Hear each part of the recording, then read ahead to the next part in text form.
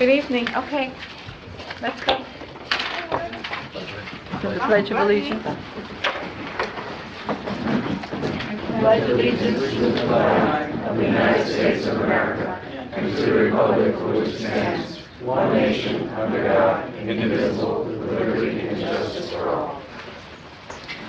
Okay, roll call, please. Councilmember Yaffe? Here. Councilmember Chicoche? Here. Councilmember Sabu? Aquí. Councilmember Reed? Here. Councilmember Leonard? Here. Vice Mayor Fuller? Here. Mayor Bruder? Here. All present. Okay, request for withdrawals, deferments, and future agenda items. Anybody? No? Okay, town manager's report, please. First, I'll start off with Dan Brea, call them up. Investment management, BNY, JC? yes? To the mic. Sorry. Good evening, Madam Mayor, ladies and gentlemen of the council. This is Dan Brea from BNY Mellon. It's a pleasure to see a lot of familiar faces again. Here tonight, as you know, Charles Sachs from my firm was coming for the last few quarters or so. He is no longer with the firm, so I'm here tonight to introduce you to Jerry Rodriguez, who will be overseeing the day-to-day management of the Town of Bay Harbor's portfolios. Jerry.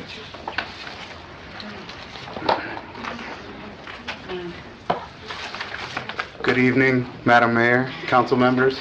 I'm Jerry Rodriguez from BNY Mellon, and I'm going to be talking about the investment management accounts of the Town of Bay Harbor. So the average current yield for the portfolios was 2.29% versus the benchmark of 2.70%. The average yield to maturity or yield to call was 2.81% versus 2.99% for the benchmark. And the average duration was 3.28 years versus 3.87 years for the benchmark. The fourth quarter returns for the portfolios were 1.41% for the contingency fund, 1.44% for the general fund, and 1.42% for the water fund versus the benchmark of 1.65%. The year-to-date returns for the portfolios were 0.97% for the contingency fund, 1.01% for the general fund, and 1.02% for the water fund versus the benchmark of 0.88%. And the annualized returns since inception for the portfolios was 4.27% for the contingency fund, 4.30% for the general fund, and 4.43% for the water fund versus the benchmark return of 4.48%. If there are any questions, I'll be happy to answer them. Anybody? No. Thank you. Oh, my pleasure. Thank you very much. Nice to meet you. Likewise. Welcome. Okay. Anything Madam Mayor, else? yes. At the last meeting, I think it was Vice Mayor Fuller, you had asked as far as concerts to come up with more concert ideas. You know, this budget is obviously currently underway, and those type of events weren't really budgeted, but we are planning another concert on, we're going to call it the Founders Day concert on April 28th. That was the day that the town was founded. And we're planning out the details, so you'll see it advertised in this newsletter and then also in April as well. So we're going to do another one, and then I think we're going to shoot for another one in the fall, and we'll add more. And then once we come budget time, we can plan for next year.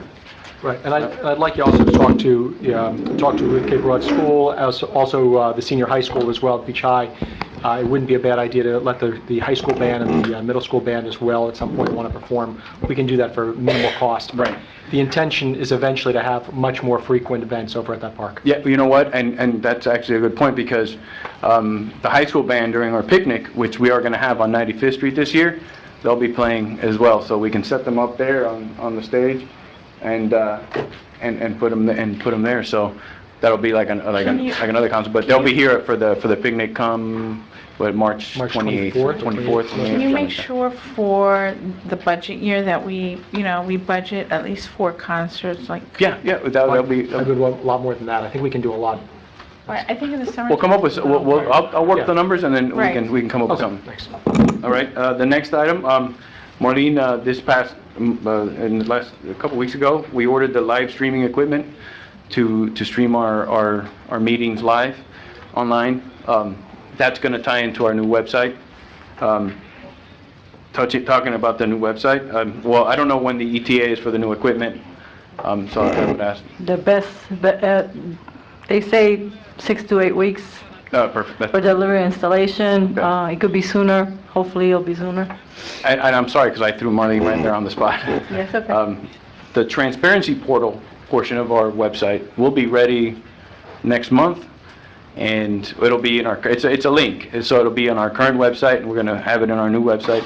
So next month, hopefully, if it's ready, Melissa would like to do a presentation at the council meeting to show you how it works, all the features, and I think it would be really helpful, especially for the public to see it.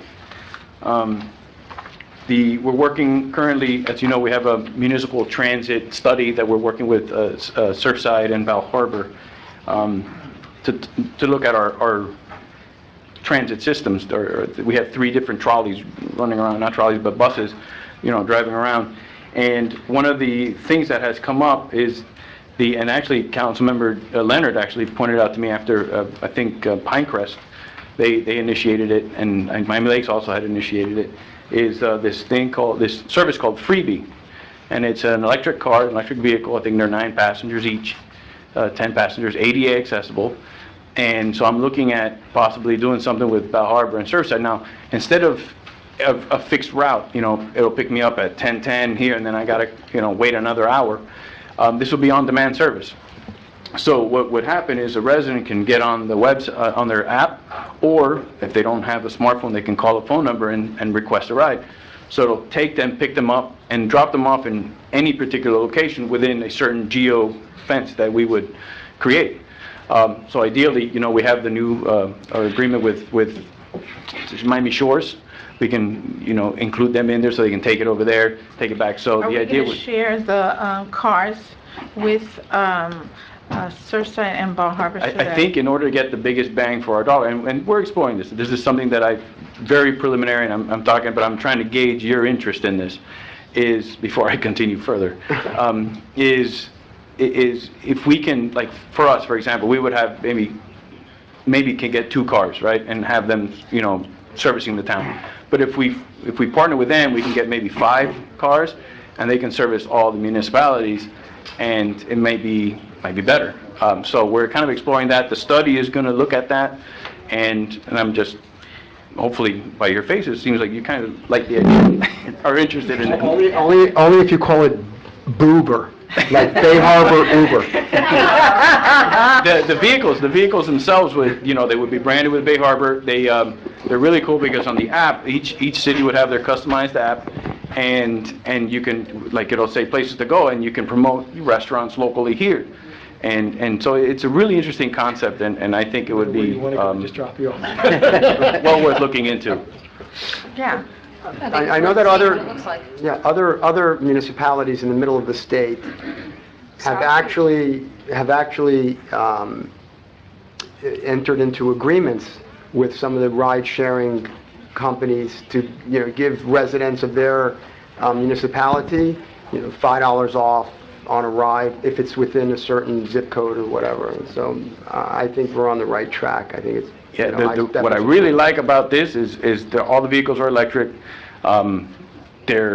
It's just cool, and it's more of an experience. And in today's day and age, the fixed route type of system is a little archaic, a little antiquated, and here it'll get you to where you want to go immediately, and it's door-to-door service. Right.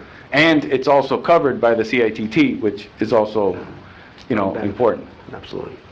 The next item is tomorrow I will be heading out to Tallahassee, present to present our request for funding for our sewer lateral lining project. All right, and that's my report. Can I ask you about the school for a second? Sure. Can you tell me, I don't think everybody knows, but the interlocal agreement was signed. Yes, the interlocal agreement for the school, for the address verification was signed, and was sent back to us, and it was, it's funny because it got stuffed in a pile there, and, because they didn't change our cover letters, so we thought it was the original. And, but they signed it, we got it at the beginning of the year, and so I had a meeting last week with our Principal Saperstein to go over the requirements. I want to start receiving the reports, start seeing some action. But his hands were pretty limited. So I do have a meeting on Valentine's Day on the 14th with Iraida Cartaya Mendez from the Miami-Dade School Board at the school board. I'll bring some chocolate. I'm going to bring some at the school board to finally get some, you know, some details on and set some timelines when we can expect some of these reports. You and I had also spoken briefly about, you know, looking at the camera systems and the LPR systems to assist in some of the address verification legwork. Can you give us an update on that? Actually, I have to speak with Sean, and I apologize. But No, I apologize. I just put you on the spot. No, that's okay. I'll tell you what, in my letter to the council this week, I'll provide an update. Thank you. Okay? Perfect. If you don't mind. I have a question for you about Sure. this whole thing, because I've gotten calls.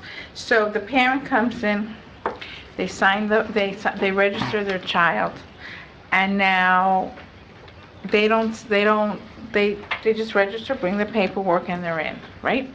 The new parents do not go through the process. Every form does not go through Lexis. Is that correct? I'm going to get the details. I'm going to iron that out, you know, this Well, week when I speak to I them. want you to tell them that that's what we want. Yeah. We want I can every tell you that new they've child to they've make already sure. stopped a number of people from, you know, applying and getting in with false documents. But I will get you more details. I'm going to get you. Frank says he has the answer. You have the answer? Yeah, the Nexus is used, so they have a bunch of initial thresholds. To the extent that those initial thresholds are failed, then they enter into the Nexus. So that's the next step. So what does that, so if the documents look okay, they don't, No, if the for example, if the mailing comes back, or if the there are a bunch of thresholds. For example, they send a letter like, "Hey, welcome to the school." If that letter comes back, then they move to the next level, which is the Nexus test. and if they refuse to sign? Same thing. And it's also, correct me if I'm wrong, it's also if there is plausible information that there may be a discrepancy, correct? Correct. That's correct. So maybe a license plate reader that shows that every day they're coming across one of our causeways would be plausible, correct? I do have to check. Yes, we have the ability to give them information which would lead to a reasonable conclusion that they do not live here within the bounds. No, Thank you, I Frank. do have to double check the laws as far as LPRs are concerned. I don't Okay. know if I can just But necessarily. in theory, so if we couldn't use the LPR, Yeah, but theory, a we visual potentially could observation. put some Yeah. observation, Yeah, thank you. visual, absolutely. At the end of the day, we are bound to the district's rules. However, there are a bunch of checks that we can use and items and information we can provide that they have to go through our process as long as they're following also the school board's Can you processes. find out for us if we can use our plate readers? We can absolutely use that. There's a provision that I put in there is that any reasonable information that we have, we can bring to their attention. Doesn't mean that they necessarily have to, and then they have to investigate it. No, but she's talking about the actual using of the LPR equipment, the license plate readers, which it's a separate. I don't see why not. Right, but we're saying, but let's say in worst case scenario, for some legality, we can't use the LPRs, we have the capability to. To do visual inspection. We have the data, yeah. And JC, actually following up on the comment that, you know, I had with you the other day in the meeting, the new agreement that's signed covers the SRO home visits, correct? Correct. Okay, just want to make sure, thanks. And who will be doing those? Really? And Or SRO. It's in the he's the only agreement. one, or? No, it would be the SRO, and then if he were to leave to go do a home visit, then another officer would back him up and be present at the school while he's doing the home visit, conducting a home visit. As far as SRO, that would go out specifically home by home by home. We can use the LPR, I have no doubt about that. Thank That we you. can use it? Yeah, there's no reason not to. Okay. Frank agrees. Easier, So let's softer. use it. Let's use the tools that we have. Okay, thank you so much, JC. No problem. Okay, council report. Elizabeth. Okay, so a couple of things for This has been coming on for a couple of years. Thank you, everyone, for your work. We did start to get some of the bike racks onto Kane Concourse. I know that, there's been a lot of talk about that. There are more to come, correct, JC? Because they have only partially done them. I'm sorry, I was... The bike racks on Kane Concourse, correct? No, the bike racks, I think they're all in. Are they all? Yeah, they're all in. They're I all believe in? they're, how many total? There's 8 They're total. they're So fully there's in. Thank you so two on much. per So quad. for the residents that are listening, I know that we prefer to walk, a lot of us. A lot of parents had been asking me, especially now that we have CrossFit and we have a lot of restaurants, to come out. You can use the bike racks. They are in place. Thank you, everyone, for your work. I did attend a couple events, but there's really only one that I want to talk about. I attended a school event about the pass-fail grades that our children go through as part of the district curriculum. If you do have children that are in a public school in Miami-Dade County, there are certain years, 3rd grade and 11th grade, where your child can pass or fail the grade. You do have multiple options and preparation points for your children. If you need more information, you can reach out to me or you can reach out to your school directly, and they'll give you all of the different interventions and options that you have in preparation of helping your child through those pass-fail years. Callie? Hello, everyone. I just want to remind everyone that the 14th through the 18th of this month is the Miami Boat Show. So as you probably noticed, there are a lot more lifts. The yachts are going through, and it's moved to almost exclusively the downtown area and Key Biscayne. So we won't be having those 63rd Street bridge lifts if you go to Miami Beach, but, plan accordingly because the bridge is going to go up a lot. It'll happen, it's already started now. Then you have the show next weekend, and then, there'll be unloading and coming out. So you have a couple weeks of extra traffic. Hope you can enjoy the show. Just a couple of quick things. On February 5th, I attended the Audit and Budget Advisory Committee. Dr. Martin Karp, who's our school board member for this district, has appointed me to that committee. I've been on it for about, I would say almost 5 years already. The agenda was not that remarkable, but we did have audits from several charter schools that were presented.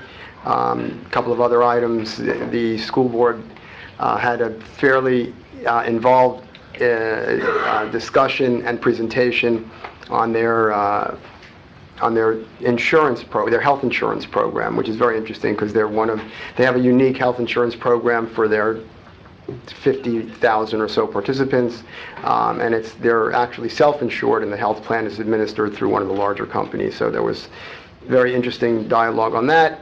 On February 7th, I had 2 meetings relating to the Florida League of Cities. One of them was the Florida Municipal Loan Council meeting, where we approved the issuance of a bond issue that will be used to fund the City of Lighthouse Point's fire station and a couple of other community buildings. The issue is about $16.5 million. That's going to be supported by government obligation or GO bonds in the City of Lighthouse Point. After that meeting, via conference call, we had a meeting on the initiative from the Florida League's president, which is We Live Local. And I'll talk a little bit more about that when we talk about our communications ordinance. And that's really it. The only other thing I want to suggest, if I can, is perhaps take item number 10 out of order. So, because I know that there's a lot of audience members that are very, very interested in that. And, I know we have our outside counsel here, and maybe we can, go through that because it's important. Thank you, Isaac. You're welcome. Jordan? Yep, I'll be brief. First, I want to thank my colleagues for supporting the manager looking at using our PTP money for what I would call kind of like a Bay Harbor Uber. Looking at this, and I talked to 2 mayors in 2 different cities before I asked the manager to look into this. It seems like the 21st century type of solution, whereas we're kind of living in the 20th century, so to speak, in the sense of what we have today. So I like the idea of allowing people to just use their app, or actually you can also use a phone if you don't have an app. You can actually just call a phone number and you'll be able to get the vehicle and take you to where you want within the geofence location. Second, I'll also be traveling with the manager tomorrow to Tallahassee to lobby for funds and also for, let's just say, legislation that does not hurt us. In conjunction with that, the Miami-Dade County League of Cities approved their legislative agenda last week. As you know, every year we have our agenda. It goes through a legislative review committee, and then it goes to the executive board, and then, of course, it was passed unanimously last week by the board directors. Since we're starting a little bit early because of everything that's going on, I just want to make sure that the council's on board, that we concur with our agenda, which obviously overlaps with the Florida League of Cities agenda and the Miami-Dade County Public School Board agenda, that we always have that in there in addition to our subject areas. And of course, home rule is our big issue this year. So if everyone agrees with that, we want to make sure our lobbying team... Yeah. Okay. All right. Thank you so much. Okay. Thanks. Good evening, everybody. I don't have a lot to report this month. But picking up on something that Jordan said about the Miami-Dade League's legislative agenda, one of the bills that the league is promoting is sort of a fix on the existing legislation regarding condo corruption to avoid, a lot of the problems that are in condominiums.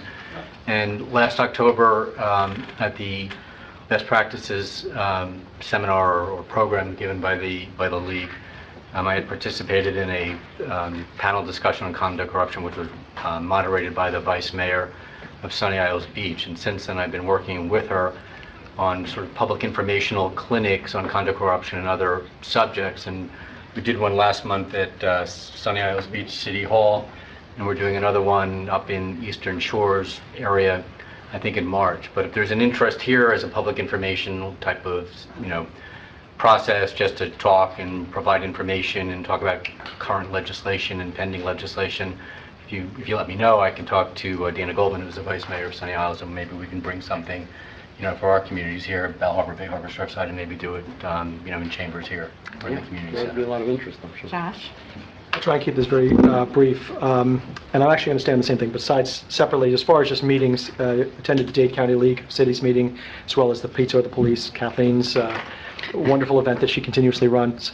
But I do want to follow up on my colleagues. Over the next month, 2 months, as the Florida legislature is in session, many members of the council up here are going to go back and forth to Tallahassee to lobby on your behalf. And we do so for a very specific reason. It's not only to make sure that Bay Harbor Islands gets at least its fair share of state funds, but it's also to protect your rights. And one thing that I think a lot of people don't realize is that we have been consistently, and I say we, I mean every citizen, every city, has been consistently under attack for a long period of time. Isaac's going to be leading part of the fight, and Jordan's going to be leading the fight for the respective leagues, and we lead it for your city, for Bay Harbor Islands.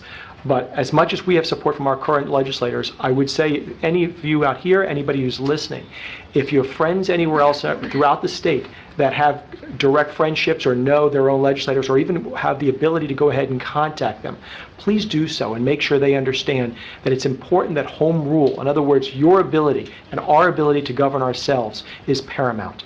Please, as we're going to be sitting here later on tonight, we're going to be talking about the telecommunications bill. That is a perfect example of what happens when the legislature steps on us. And we fight against it, but we need your voice to help us. Thanks. Thank you. So I also want to, thank all of you, and I want to let everybody know that they should be looking for the summer camp. I know that the Parks and Recreation with Regine is working diligently on putting together at an earlier time for anybody who has to start looking for summer. Summer's right around the corner, and camp is right around the corner, and I'm sure that this year the camp will grow and get better.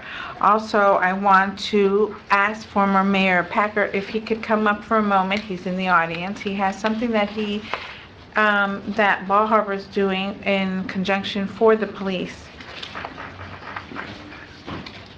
Thank you very much. I'm going to ask Gail also. She is part of Rotary. Please come up. I need your name and address for the record. Martin Packer, 10205 Collins Avenue, apartment 1607, Bal Harbor, Florida. And I'm here representing the Rotary Club of Bal Harbor, which includes actually the entire area of Bay Harbor, Surfside, Sunny Isles Beach, and any of the surrounding areas. The reason why Gail and I are here this evening, there's going to be a 5K run. Actually, it's going to take place on St. Patrick's Day, Sunday morning, which is very convenient for everyone. It's going to take place about 8 o'clock in the morning, so it will be light. And the purpose of the race is not only to run. Rotary, of course, I don't know many people have heard of Rotary. Not too many people today belong to Rotary and some of the other service clubs. I happen to be the membership chairman of Rotary, so I'm always looking for members. However, the race this year is dedicated to the memory of our 2 police chiefs who unfortunately passed away. But the amount of money that we raise will fund scholarships for people who need and pay their own way to the police academy. And each scholarship is $5,000. And we hope to raise enough, hopefully, for 10 scholarships if we can do it. And the amount of money, of course, that comes in from the funds that your village will donate, be a major sponsor, have a commitment from Bal Harbor. They are going to be one of the major sponsors, and they are committed to $5,000. We hope to have other major sponsors, and we hope that your village will be also one of the major sponsors. And if there's any questions that I can answer or Gail can answer. It is item 3. I thought it was item 8. I thought it was 8. It's, I think we should pull that one out of order. At this point, yeah. no, it's 13. Yes, can we just... It's not on the consent Can agenda. we just pull No, it it's number out? 13. Yeah, I would appreciate it. 13. Let's we could- pull it out. What are we pulling out? 13. Number 13. But eight is completely separate? Completely separate. Okay. Do you want me to explain it? Yes. Yeah, Sure. Yeah, thank you. Do you want to read it? It's just a matter of... Well, it's really a matter Okay. of, so It's, you know... you're requesting $5,000. Well, I'm asking, no, I'm asking for, no, I'm asking for 1,000. I understand that each scholarship is 5,000, as I explained to Gail and Mayor Packer. You know, this is, I think, the first time we've been asked to sponsor it. I think 1,000 would be appropriate, you know, because obviously we're, you know, this is in the middle of the fiscal year, and we haven't budgeted this amount. You know, maybe when we get to budgeting next year, we can, if the council wants, it can appropriate more money. I believe we can also appropriate the 1,000 from trust fund dollars, so this could be, since it's not budgeted, we can get away and do that, so it's not going to come from reserves or from general revenue dollars. I think 1,000 would be appropriate if the council would indulge me. I think it's for a good cause, considering the fact that whatever officers come out of this program may not necessarily work for Bal Harbor. They can work for us or Well, they can work for anyone. yeah, they can work for anyone. This pertains to anyone who is eligible in the county. But the one thing I would mention, and for those people that think, you know, Bal Harbor, Bay Harbor, different cities, you know, when you call 911 and our police officers respond, the first people that back them up are Surfside and Bal Harbor, and vice versa. We've always had a great relationship with the village, and they don't ask for much. To be honest, this is probably one of the first times I've ever heard Bal Harbor ask for anything from us. So, and in addition, even though it's $1,000, if the council approves it, I would actually cut $250 myself, so just add, you know, out of my office account. So that's something a little extra that I would like to do personally. So, do you have a motion to? So are you moving it? I'll move it. I'll If I second can, it. we have a motion, a second. Okay. Well, there's just a little inconsistency, because Marty said he wants the sponsorship of I know. $5,000. You're saying $1,000. I'm asking for $250 $1,000. on the side. Because I know 5,000 is a lot for us, and, you know, yeah, and it's not budgeted. Well, we have a policy also, so it's supposed to pertain very directly back to a benefit for the citizens of Bay Harbor, you know, so having, Eventually, of course. I understand. It is an opportunity actually for any our residents here in Bay Harbor. I'm sorry, Gale, 1050 93rd Street, Bay Harbor. The way that I see it is like an opportunity for our residents, you know, any resident that would like to pursue that opportunity to become a police officer. So if we have in-house, you know, someone that wants to do that and don't have the funds, so this is a chance for them to participate, you know, to get that scholarship.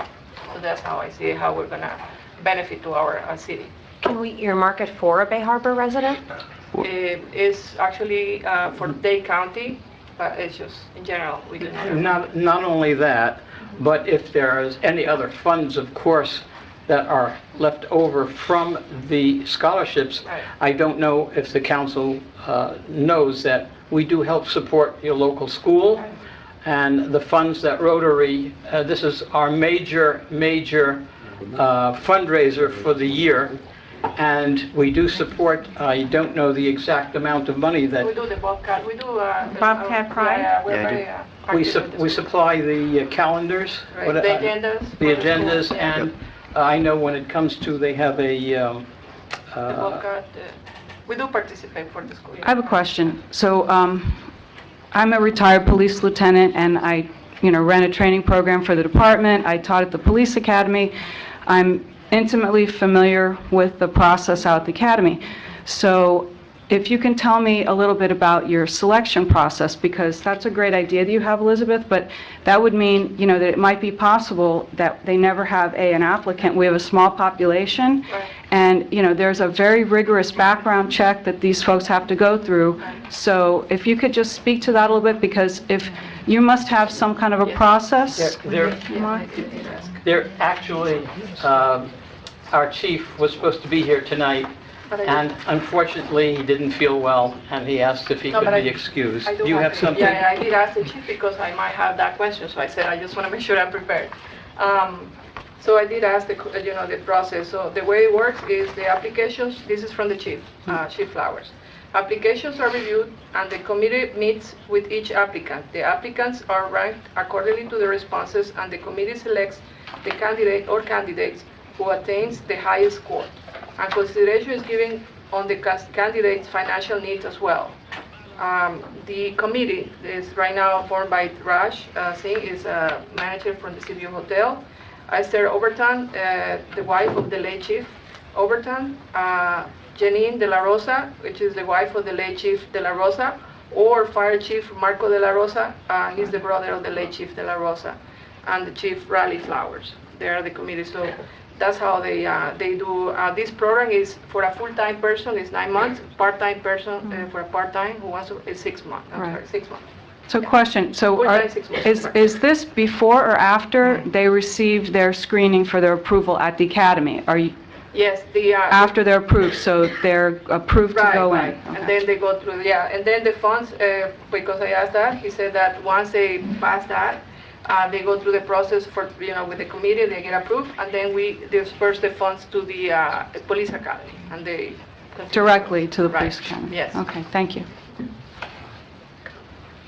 Okay. Okay, it's been moved. So it's moved in second, all in favor, or you need For a... $1,000. For $1,000. $1,000. All in favor? Aye. Opposed? None. Thank Thank you so much. Thank you. for your time. Thank you. Okay, let's move now to public comments, and then we'll take number 10, okay? I have to put on my glasses, I can't see it. Kathy, sir?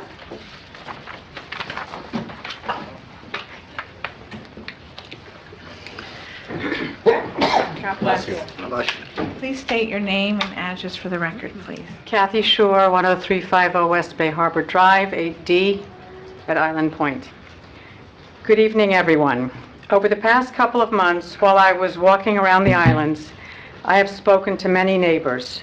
None of them knew about the project proposed for 1177 Kane Concourse. They were all eager to find out. When I told them about it, they were all upset.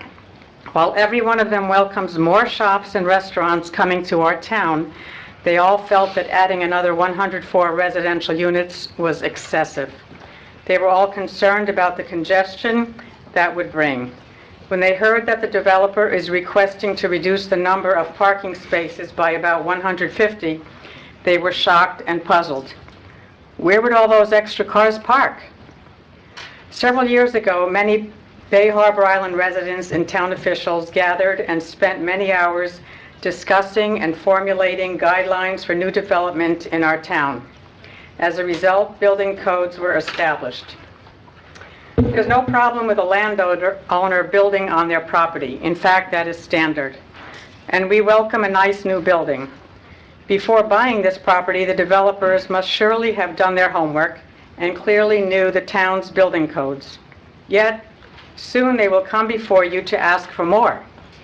Permission to increase the height limit and add more concrete to block our clear blue skies. Permission to add more office space and residential units, which would bring more people to that corner. More people would bring more cars. And as if these requests were not problematic enough, they also want permission to reduce the number of parking spaces by about 150. Really? So where would all those extra cars park? That proposed share parking concept is very creative, but far from realistic or practical. On behalf of my neighbors and myself, I urge you to deny these requests and require that they adhere to the code that we as a community have already established. Up to date, we now have 240 signatures from my neighbors who share these concerns. I hear that the developers are proposing to give the town a public benefit in exchange for the right to bring more people and cars to our town. They currently own a nice big parking lot across the street at the northwest corner of this intersection. This is an ideal place to park many dozens of cars. This corner lot is certainly not a pleasant location for a park. It is a busy, noisy corner and will only become more so once the project is built. Drawing more people to that corner would draw more cars as well. A little more. And while it might be nice to have a public kayak launch dock, perhaps the developer could incorporate that into their corner property and manage it themselves.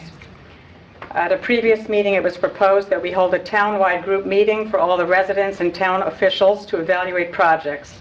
This would be the ideal time to do so.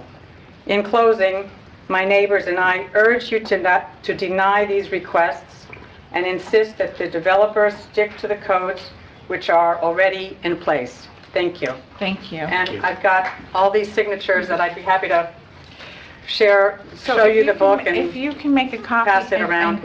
No, we'll make a copy. She can go to the clerk. Yeah, we'll make a copy. Well, I'm going to send her a copy of the letter I read, but all these signatures, I'd just like to pass them around and to show you that we've got.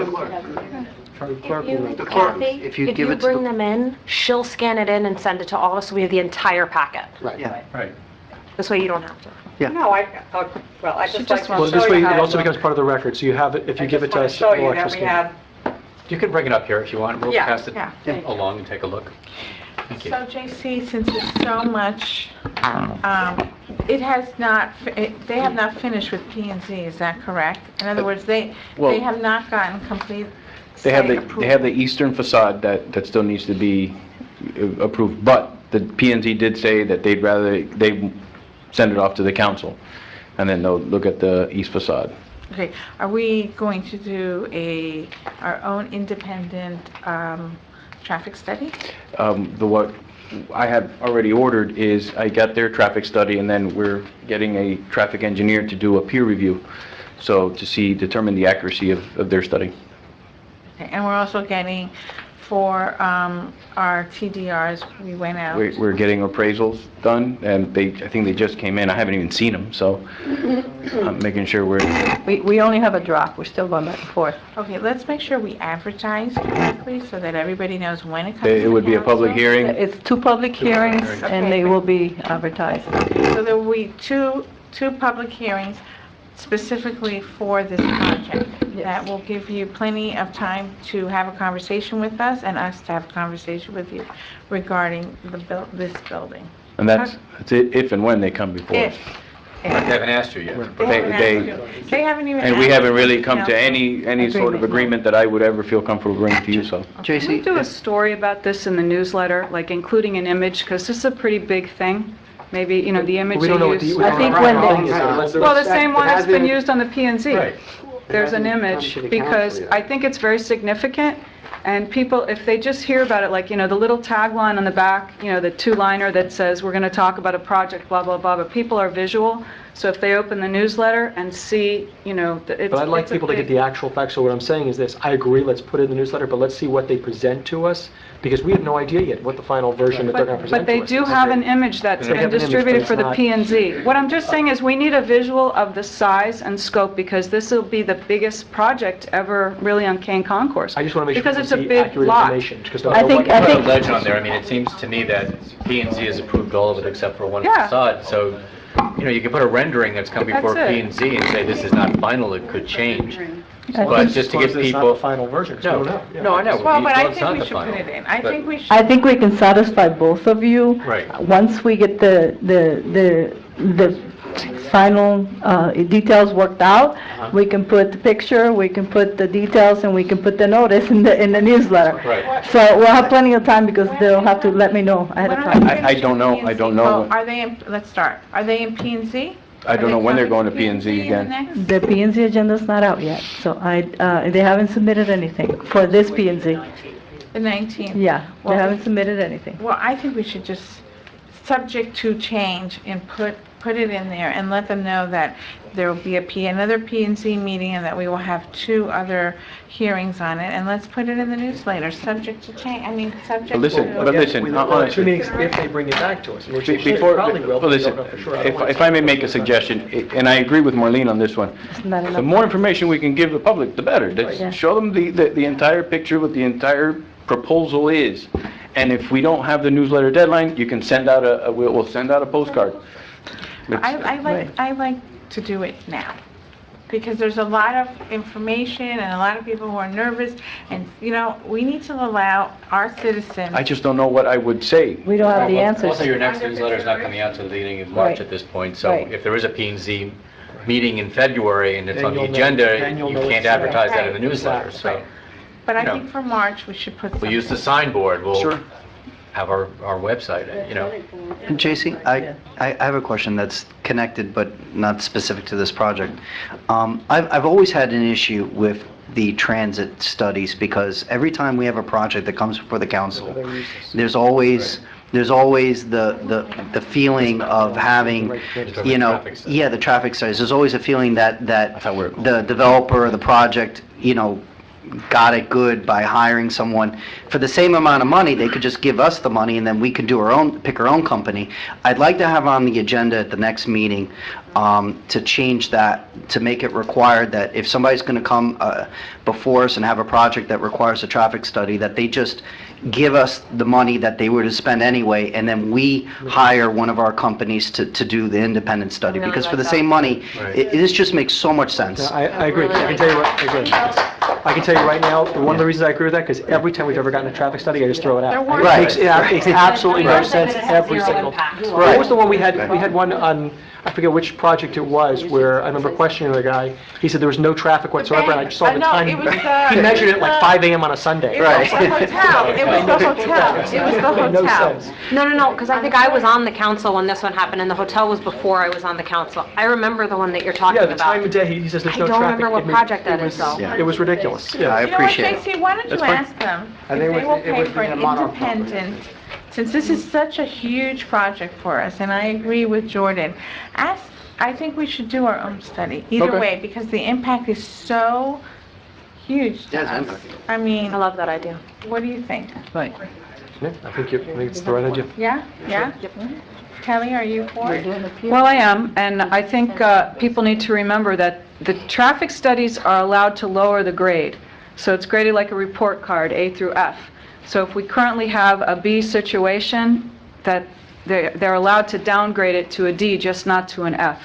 So they may have not said no impact, but sometimes they come back and say, well, it's still acceptable, but it's not. So I'm in favor of it, just like we've had to change from the mailing list to the notifications because there were some mistakes and neighbors were left out, when the town doesn't do it. So of course I support that. Are you for Yes, us of doing course, our own? of course, Of of course, course. okay. And you great. want me to I say, want- hey, I want you you know, to hire our fund it? own. no, and you want me to get the funding from them? I would like them. Well, we have to put it on the agenda. Fine with me. Yeah, I mean, That's I it. don't, Yeah, that's something we have to you put in. can, you can ask, you can't compel them. That's something But I want to I make will it. compel no one. I will do No, but that. I would like to make it the law of the town that if someone comes before us that, for That's the a same separate- that's a price, the separate same issue. amount of money that was Agreed. spent anyway. That's, Yeah. yeah, for that's this- next month, we'll have it on the Yeah. agenda. I appreciate This it. project, okay, that impacts the town tremendously. And after what we know, I think that because the impact is so great, spending a little money to get our own traffic study that that is independent. How about this, to make it even sweeter? How about we don't choose a company that works within Dade County? That's fine. Because then they're not likely to cross paths with the same, developers. And I'm fine. We got to check the pricing on that. But the other thing is also, but before we do any form of, Developers whatever are paying? traffic study we're paying for, I'd like to have what the final plans are, because if we do a traffic study at X, Right. and then they add X plus 50, No, of our course. traffic study is That useless. makes a lot of sense, and I'll get the most updated plan. I'll work with Mike, he's already been in contact with a number of engineers so we can do the peer review. We'll just change that to a But I don't want full-on them study. coming before us until we have our own traffic study. Okay. Fine. No Okay, problem. I'm sorry. Jeff Stratton?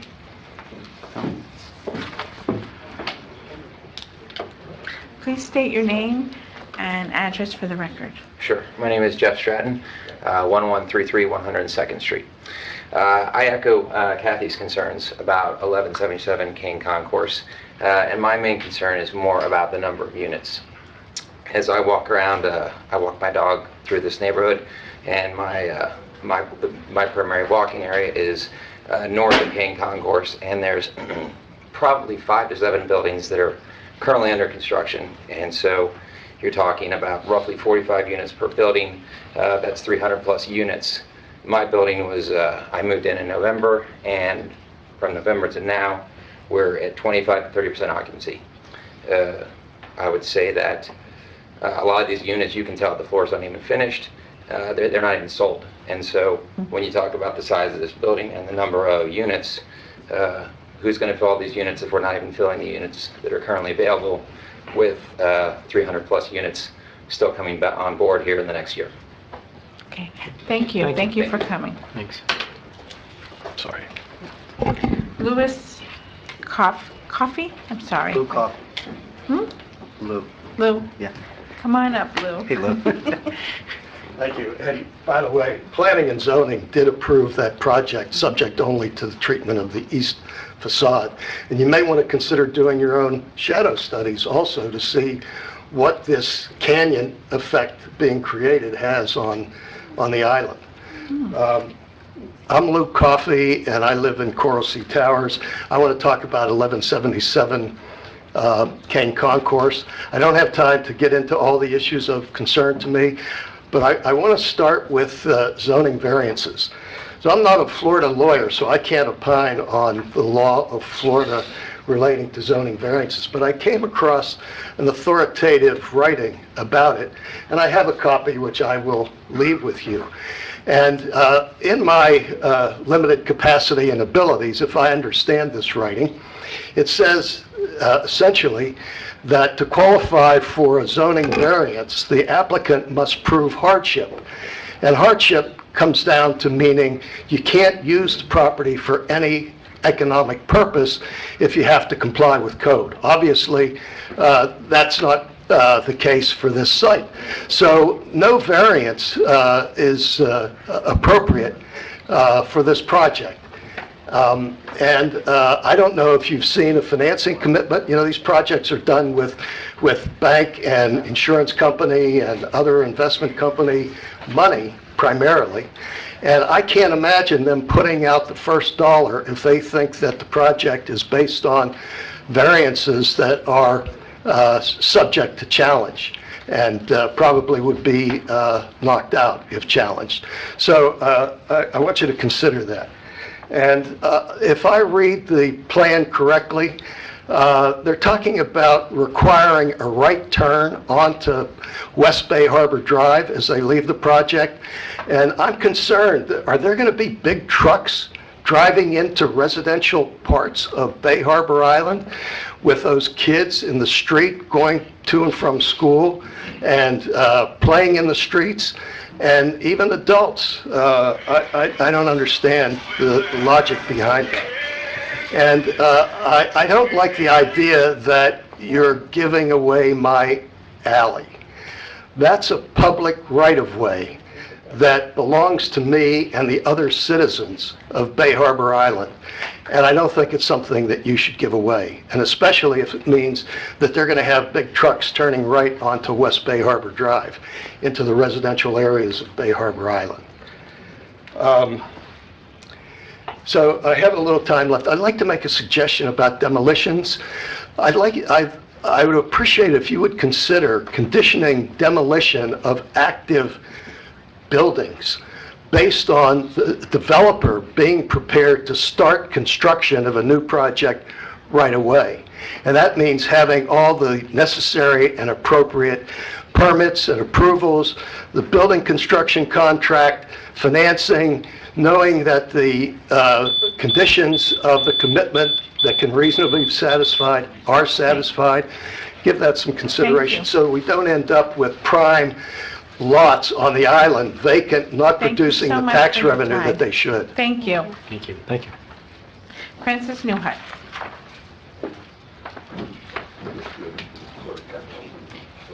Thank you.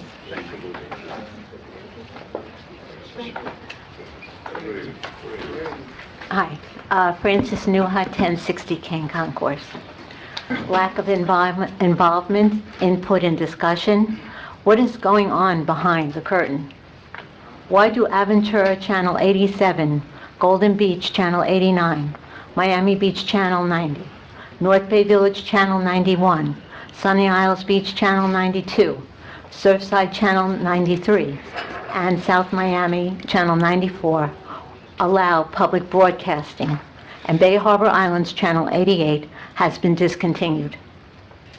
Many Bay Harbor Island seniors do not have access to the Bay Harbor Island internet and or have difficulty going to the mini public library. What happened to residents coming to Bay Harbor Island Town Council meetings? Do they feel ignored and neglected by the process? Where is the public discussion, especially when so few residents come to these meetings, and now our speaking time has been cut from 3 to 2 minutes?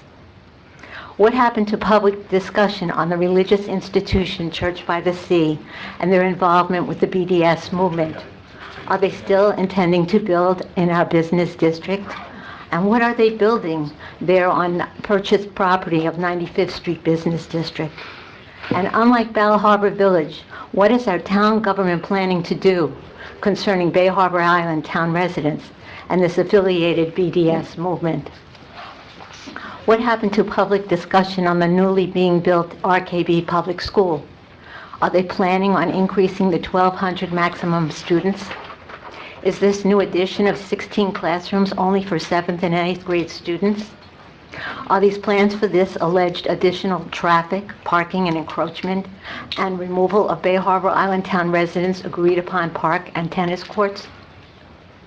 And what happened to public discussion this evening on 1177 Kane Concourse Development Project that was allegedly approved by the Planning and Zoning Board, and with them enforcing limiting parking discussion? Being a gateway property, will there be a scheduled council public hearing with a council majority of 5 approving votes? Will council discuss allegedly both the parking trust and the TDR program no longer being able to accommodate developers and possibly becoming a detriment, especially to East Islanders who are paying 2018-19 increased plus or minus 123% property taxes and infringing on our quality of life? Let's all get involved and have an April election. Thank you. Thank you. So you know, you receive 3 minutes. It's 2 minutes on each item, but it's 3 minutes for Every- good and welfare. Yeah, 3 minutes. Well, that's not why did you, it used to be 3 minutes for everything. You changed it. It used to be where good and welfare used to be the last item on the agenda. Right. And I sponsored to make it the first item on the agenda, so you get 3 minutes in the beginning and then 2 minutes on every item after. So you could talk for probably 30 minutes. Right. And that was intended to actually make sure that everybody had a better chance to speak rather than having to wait till 11 o'clock at night or later to speak. This, by pushing it to the beginning, it gave everybody a little bit better. And to be clear, did we ever go from 3 minutes to 2 minutes on the agenda items? Yes. We did one, was this? When we, Years ago. we changed it. We changed the order of the meeting. But also because we also tried to, we had a limit as how late the meetings were. At the very, very end. Yeah. Right. Like they said, it could have been at 11 o'clock, and by the time Good and Welfare came around, at the end of our meeting, Right. And there might have meetings been, 3 or 4 people just that really, really, really had the patience to sit there and tell the council something. And we had meetings that were going to midnight and 1. Tremendous and attrition. And it wasn't fair to the citizens to have to wait till 1 o'clock in the morning to speak, so. Got it. John Corral. Please state your name and an address for the record. Of course, John Corral, 9660 West Bay Harbor Drive. Some comments on 1177. P&Z, that's almost done. They've rubber stamped it. The east facade is cosmetic. Need to thank Marlene for sending me those traffic studies and those parking reports. I requested them from opposing counsel, and they're very snooty remark like it's public record. I'm like, well, I asked you for them, and they never provided them, but Marlene gave them to me. I dug into the reports. I don't know, has anyone here looked at them? They're about 25, 30 pages. Anybody read through the council parking? has not received The parking study or the traffic reports? Anybody read through them? They haven't received the packet yet. Okay, I read through the reports, and as everyone said, it's very skewed. They say that the peak traffic here is from 7 to 9, but if you live on the island, you know at 7:30, you can lie down on Kane Concourse, there's nobody there. So what they do is basically, to use an accounting term, dollar cost average, Isaac, the time from 7 to 9 and say that the traffic's not what it is. It's very slow, so do not agree with it. But you guys mentioned a lot of interesting things, and me being a retired geek, we have systems in place. We have our LPR systems, which we can track the numbers of cars coming over that bridge daily. We can catch these guys if they're skewing the numbers or not. It's there for us to use. If we use something very simple, it's a software product called MicroStrategy. It uses application intelligence where we can get into it at a later time, but very, very cheap software, and we can know how many cars are coming across, and based on where I know the scanners are placed, we can do a better traffic study on our own, and I agree 100% getting our own people to do it. If you look at also, they don't mention anything about the bridge movements in the traffic study. If everybody knows, if there's a long bridge movement that's up 10 or 15 minutes, we flood Kane Concourse. But what happens is that left turning lane that they want to make here in front of City Hall can support maybe 2 or 3 vehicles. And again, it's going to be an issue. Closing of the alley, the truck comments that one of my neighbors made a little while ago, I agree with him wholly. I count about 8 to 12 trucks that park in that alley daily just to unload, and UPS actually parks there, and they go across the street to Regions to make deliveries because it's the only place that they can park their cars.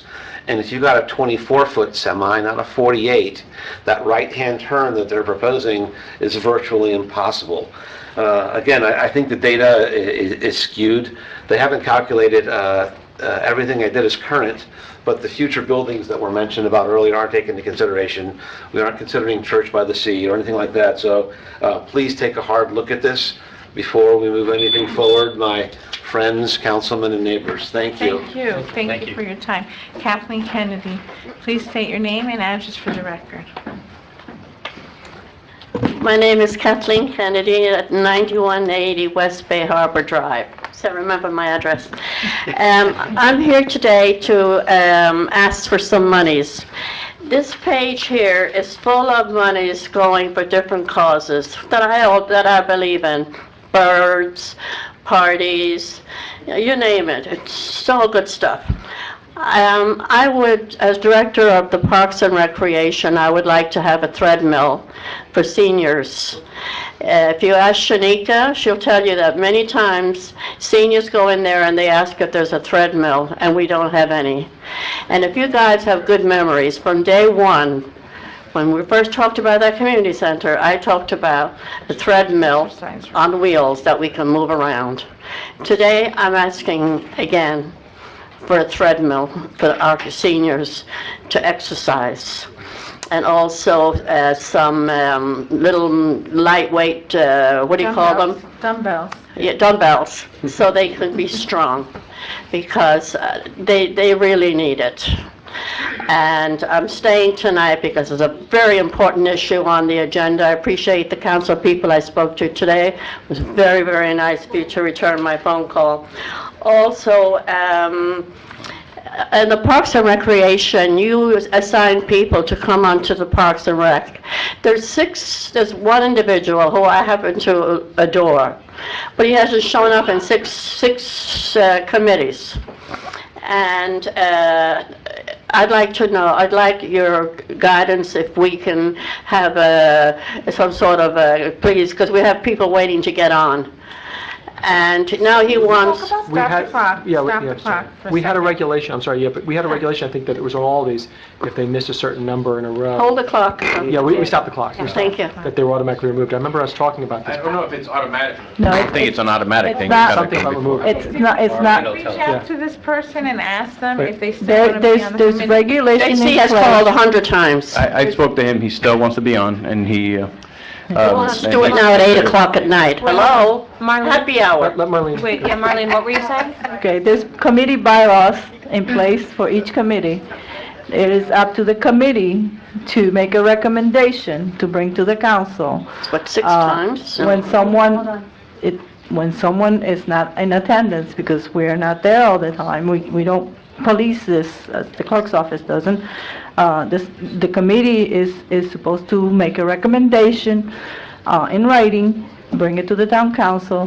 When someone is out more than 3 meetings without being excused. Now, there's circumstances where the person can come and say, there was issues, someone was sick, or had to leave the country, whatever the reason is. But there is something in place already for that. So Kathleen and the committee could then make a They recommendation can of this make, person removed? they need to put it on the agenda, make a recommendation, and come back to the council. So it's up to you. Yeah. I have people waiting to get on to the committee. So it's up to you, but it's up to the committee to come back. Okay, so what do I do? I have a suggestion for our next council meeting. Can you, do you have attendance records for each of the committees? Well, right now, there's only Parks and Rec meeting, and I haven't had minutes in a while, so I don't know what the... No, So the town... We have good attendance Staff outside does of this not gentleman. have some evidence of attendance at the meeting. When I have the minutes, then, on the minutes, it says who's there, but I haven't had the last few minutes. Yeah, I think the last Yeah, 2 they're coming meetings or up so. for, have a Parks and Rec meeting. Because coming up this what I week. was going to suggest is that, the council get a report of, planning and zoning, parks and recreation, well, those are going to... Planning and That's- planning and zoning is a different issue, it's a board, and they have an ordinance, and we keep track of that. That's not... Right, I'd like to see the attendance anyway. Okay. I'd like to see the attendance and for the parks and recreation as well. and then Six we in a can- row. Okay, it's up to, Kathleen, it's up to you to write a recommendation Okay, I to your will. committee to bring to us, for us. In the meantime, JC, please let him know. I already that- spoke to him, he wants to be on the committee, he's... Okay, but... And he wants it at 8 o'clock at night. Just put it on your own agenda, put it on your own agenda, and we can... But that's... That's right, put it on. It's not about what you want, Okay. it's not what you want. Discussing Do me a absences and favor. possible That's lovely. Reach out to him resignations. one more I'd like time, to- and let him know. Okay, thank you. I'd like to remind the council that we have Pizza with the Cops coming up. It's already advertised on the Kane Concourse. I'd like to see you all there. And I have to tell you, the lights on the 4th floor in the garage are beautiful. I don't know if you've seen them. There's new lighting up there. Yeah, we're switching them all out to LEDs. Finish the job because it looks lovely, especially from the outside. It looks really, really nice. I walk that garage every day, so that's how I know. So thank you, and I would really love a treadmill. Tell JC to give us a treadmill. So... Because you're asking for all I of have a this. suggestion, Kathleen. you know, when we talked about the community center, we talked about a gym or not, and the gym idea with liability really wasn't Right. possibility. But do you know that at the LA Fitness, they have silver sneakers? So seniors can go there on our bus, they get off right there, they can sign up for free, they can have a whole facility with a pool and all the weights and 20 treadmills and anything they would like. For free? For free, silver sneakers, if they're, I think that's what some 65 and over. Insurance United, I think, Senior offers that. citizens, yeah. Mine doesn't. I'm on Medicare, and they don't offer that. And we also talked about talking to the gym. Do you remember talking to tried. JC I at the think we gym tried. and everything? We tried, it didn't work out. But you know what we can do is what the JCC in North Miami Beach Don't let them regime. travel. Don't let them travel. Regime.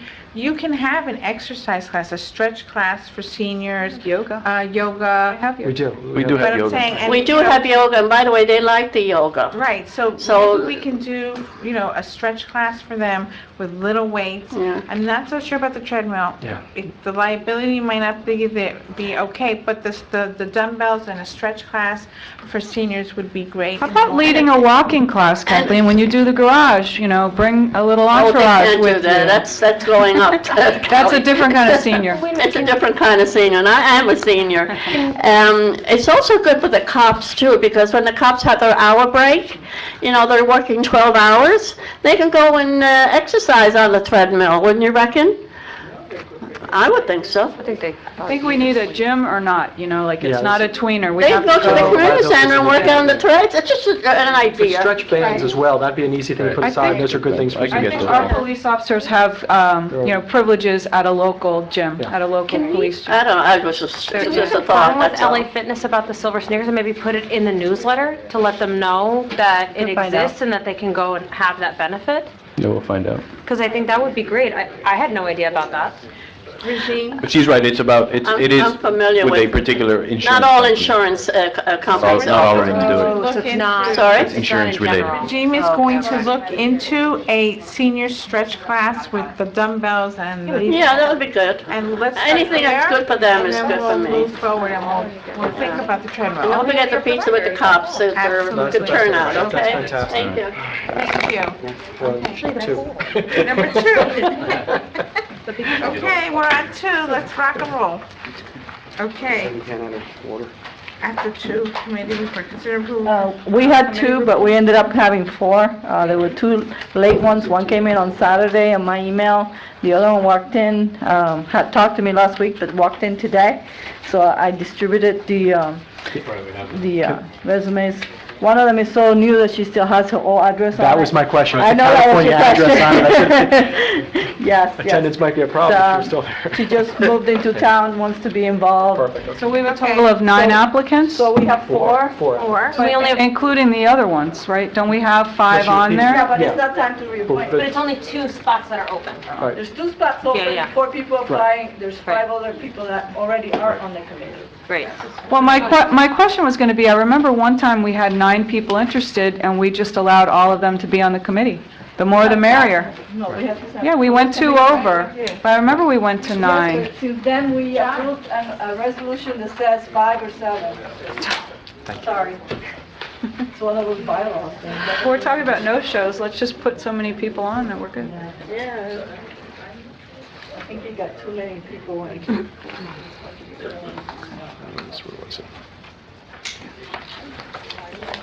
Nice picture. So we need to. There you go. And this is for you for the record.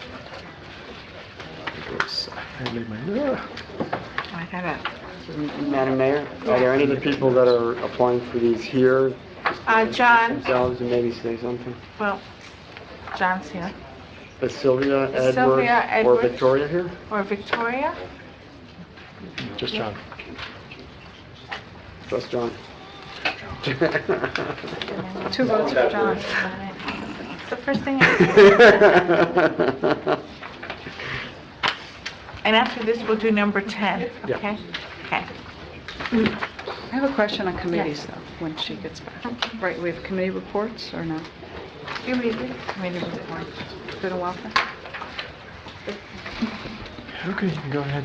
Okay. Unless we have a... Can we move to 10 and then we'll come back to this? I just have a quick question about the committees, though. I'm sorry, please indulge.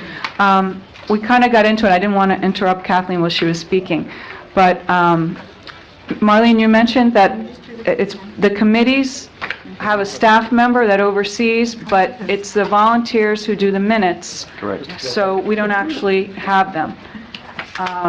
We have some now.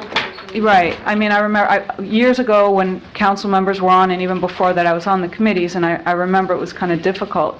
So do we want to look at either having a staff member do the minutes and make it more like a council meeting, maybe even, do we record those meetings?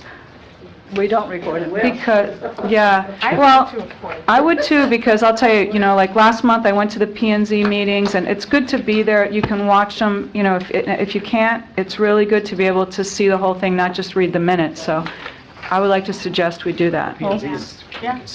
Oh, yeah, but P and Z is quasi-judicial, it's already up there, but... So that would be recording and putting it on the website so people can see them? Right, and then also having a we can staff do that. member record the minutes, like whoever the person is that's responsible with the oversight. I don't like that. I'll agree to the, no, just kidding. Can we go 50/50? No, just kidding. We don't have a problem recording it and posting it on the I website. volunteer Alba. Yeah, I don't want to see what's in your packet this week then. Okay. No. So let's do. They have a consent. liaison. Let's do- Just for the record, I have John Corral and Edward Kazar. Sorry. Well, congratulations. Congratulations. guys. Thank you, John. Okay, I'm just going to do quickly consent agenda. Okay. Can somebody move it? I'll move it. Second. All those in It's a favor? poll vote. Oh, wait, is there a poll vote? Who moved it? I moved it. Who Move seconded? it in a second, Thank okay? you. Poll vote. Councilmember Yaffe? 4. Councilmember Chicoche? 4. Councilmember Salver? 4. Councilmember Reed? 4. Councilmember Leonard? 4. Vice Mayor Fuller? 4. Mayor Brian Bruder? 4. Okay, Unanimous. now let's go to 10. And then we'll go back to 9. Love these minutes. Okay, Number soup tonight. I like it. Okay, KC, are we ready? Yep. Ready? Consideration of an approval of an ordinance on first reading, amending Chapter 5 and 1/4 of the Town Code, creating the Communications Right-of-Way Ordinance, providing for registration for placing or maintaining communications facility in the public rights-of-way. An ordinance of the Town of Bay Harbor Islands, Florida, amending the Code of Ordinances of the Town of Bay Harbor Islands by amending Chapter 5 Section 5 1 to 5 17, creating the Communications Right-of-Way Ordinance as provided herein, providing intent and purpose, applicability, and authority to implement, provide definitions, providing for registration for placing or maintaining communications facilities in the public right-of-way, providing requirements of a permit, providing application requirements and review procedures, providing for performance construction bond, providing for construction methods, providing development of objective design standards, providing for fees and taxes, providing enforcement remedies, providing for severability, providing for conflicts, and providing an effective date. Providing a lot. Almost. Okay, And we have... Is there a motion? let's make a motion. I'll second it. Okay. We have our outside counsel, Gary Resnick, assisting us. Thank you. Mayor, Council, I'm Gary Resnick with the law firm Greer Robinson. I've had the wonderful privilege of representing the town on communications matters for several years. And I can give you a summary of the ordinance, why it's necessary, why it's required by state law. There's been some discussion about that. And if you like, I actually have a PowerPoint presentation that will summarize a little bit more detail, the state statute and why you're moving forward with this ordinance, and as well as show pictures of the facilities that may be located in your rights-of-way. So, Gary, if you have, just before you get started, I do want to give you guys a little background. This started maybe like 2 years ago. The Florida State Legislature, they started changing things, and they saying, hey, you can, put them anywhere. And I remember, I believe it was Isaac, Councilman Salver, who he mentioned it. He's like, hey, in the Florida League, this is coming up. And as a result of that conversation, Marlene. We don't want the whole.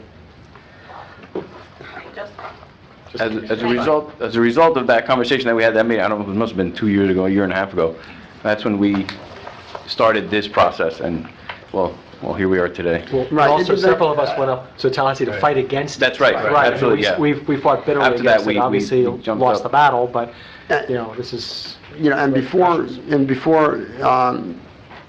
Mayor Resnick gets into his discussion, which I think it's important that we do have a PowerPoint here, because I know that we talked a lot about development, and, the project that's going in 1177, we hear you, we get, your concerns, and it's been, the kind of cliche term has been used that this is the most important development on the island, most important development in the business district, which it probably is, but I don't know if people realize it, but it could be one of the most important ordinances that we pass, because this kind of transcends almost everything that takes place, and if we we have a window in order to react to what the legislature is trying to do to our local, our self-government rights, and it should be. I want to go on record as saying, thank you for letting it get, for bringing us to this point, and I also, want to say that, I personally did. I moderated a panel on this communications law. And Mayor Resnick was one of, Gary Resnick was, one of the leading speakers. He's a leading speaker throughout the state on this matter. And even, he's spoken nationally and been involved on a national basis on this Communications Act. And, we're certainly glad to have you here. And it's, I think it's very important that everybody pay attention to this, because this is something that can affect us for years and years to come. So can you give us a synopsis? I'll give you the 1,000-foot overview, and then be able to answer any questions or details. And I think it is useful to see some pictures of what some of these facilities could look like. But I think we need to start with what the legislature has. That's where I'm at. So that people out there know exactly how we got to this point and why this ordinance is so important. Right. What the legislators did and what we're trying to do to combat it. So, and I want to thank Councilman Ursalvo for the recognition, but this is all about protecting the quality of life that you've tried to establish in Bay Harbor Island. So in 2017, this was not just a Florida priority for the wireless industry, this was a national priority. The wireless industry, and I'm talking about AT&T, Verizon, T-Mobile, and Sprint for the most part, and their partners. So there's infrastructure companies that you've probably heard of, like Crown Castle, SBA, other companies that have a business of installing wireless infrastructure and providing wireless services. They decided that they wanted to, and this became their national and state priority, that they wanted to use the rights-of-way to install infrastructure for wireless services and wireless facilities. There's a lot of reasons why they decided to do that. It's a lot cheaper to use the rights-of-way. They don't have to go through land use processes. They also don't have to get agreements with property owners under the statute. So they made it a priority to install their wireless facilities and infrastructure in the rights-of-way. They got state legislatures, including Florida's, to pass legislation that allows them to do so, and to basically be treated like utilities with access to the rights-of-way, but with none of the corresponding obligations. Utility will get access to your rights-of-way and be able to use your rights-of-way to install their infrastructure, but there's usually obligations. Sorry to interrupt. Can you just briefly let everybody know what does that mean, the rights-of-way? Okay, sure. I'm talking about for the most part, your streets and sidewalks. And your alleys. Public rights-of-way could cover your alleys, but for the most part, it's your streets and sidewalks. And so in Florida, they passed in 2017 with 91 lobbyists, by the way. So this was, municipal opposition to this was pretty much dead on arrival. But we were able to get some changes to the statute during the process. But it was known as the Advanced Wireless Infrastructure Deployment Act. And they claimed that they needed this infrastructure, these facilities, to provide what's known, and you probably heard of something called 5G, or fifth generation wireless services. It doesn't exist yet. But they basically convinced the legislature that by installing these facilities in the rights-of-way in your streets and sidewalks, that they'd be able to provide 5G services, which is an advanced wireless services, would allow more wireless capabilities than what's currently allowed under the wireless capabilities that exist now, or fourth generation, or 4G, or even lower services. And I know I'm talking about a lot of technology and probably using terms that you may not be very familiar with, but feel free to ask any questions and interrupt me if you like. Isn't 5G the technology that'll run like the driverless cars? That's the thought. That'll run driverless cars, drones, basically any type of wireless service that you hear about for coming in the future. Yeah, and there are those who believe that that's a health risk. Correct. There's a whole lot of issues with respect to 5G services. Plus, the industry is not really going to offer 5G service. They're marketing it, but it's a whole nother story. But they're going to basically densify 4G service to provide greater capability of wireless service in areas like Bay Harbor, where it's valuable for them to do so. They are not interested in extending wireless service to areas that are underserved or unserved. So this technology is solely going to go in very dense urban environments like Bay Harbor, Miami-Dade County, Broward County, etc. Sorry, but for right now, I mean, just for the citizens watching, essentially the technology is irrelevant for this point. Just for everybody, so everybody understands, what this means is that the telecommunications companies are going to put the poles wherever they want. That's what they're. I mean, I'm just trying to summarize for everybody, rather than because technology is going to change. They're going to use this in the future for different technologies as well. But the concept here is that we will not have the ability to govern to some extent where and how many poles are placed, and that's really what this comes down to. So, with respect to that, though, the statute is as bad as it was, or as onerous and preemptive as it is, does give a lot of leeway to local governments to control exactly what you said, where these facilities are located and what they look like. And so, to the maximum extent under state law, your ordinance does do that. It gives your staff a tremendous amount of authority to control where these facilities are located and what they look like. It has to be objective, though. They can't apply for something and then have your staff come in and say, oh, we don't like that, or we don't like where that's located, we don't want it there, we want it someplace else, or we want it to look like something else.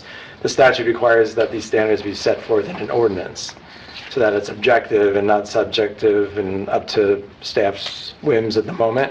So that's what your ordinance does. It sets forth the objective standards for where these facilities can be located, how they have to be installed. There's a lot of construction requirements, because in addition to the facilities placed above ground, they're going to be doing excavation to place fiber underground, because all of these facilities need to be connected via fiber.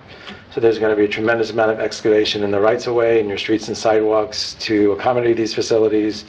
And your staff, through the ordinance, will have a lot of control over the construction methods, because they do damage a lot of utilities. But they have the responsibility then to repair the damage that they've... They have the responsibility to restore the rights-of-way, to repair the damage, to be responsible for it, and your ordinance has protections in the event that they don't do that. For example, there's a $25,000 security fund. It's in the form of a bond, it's in the form of cash or a letter of credit.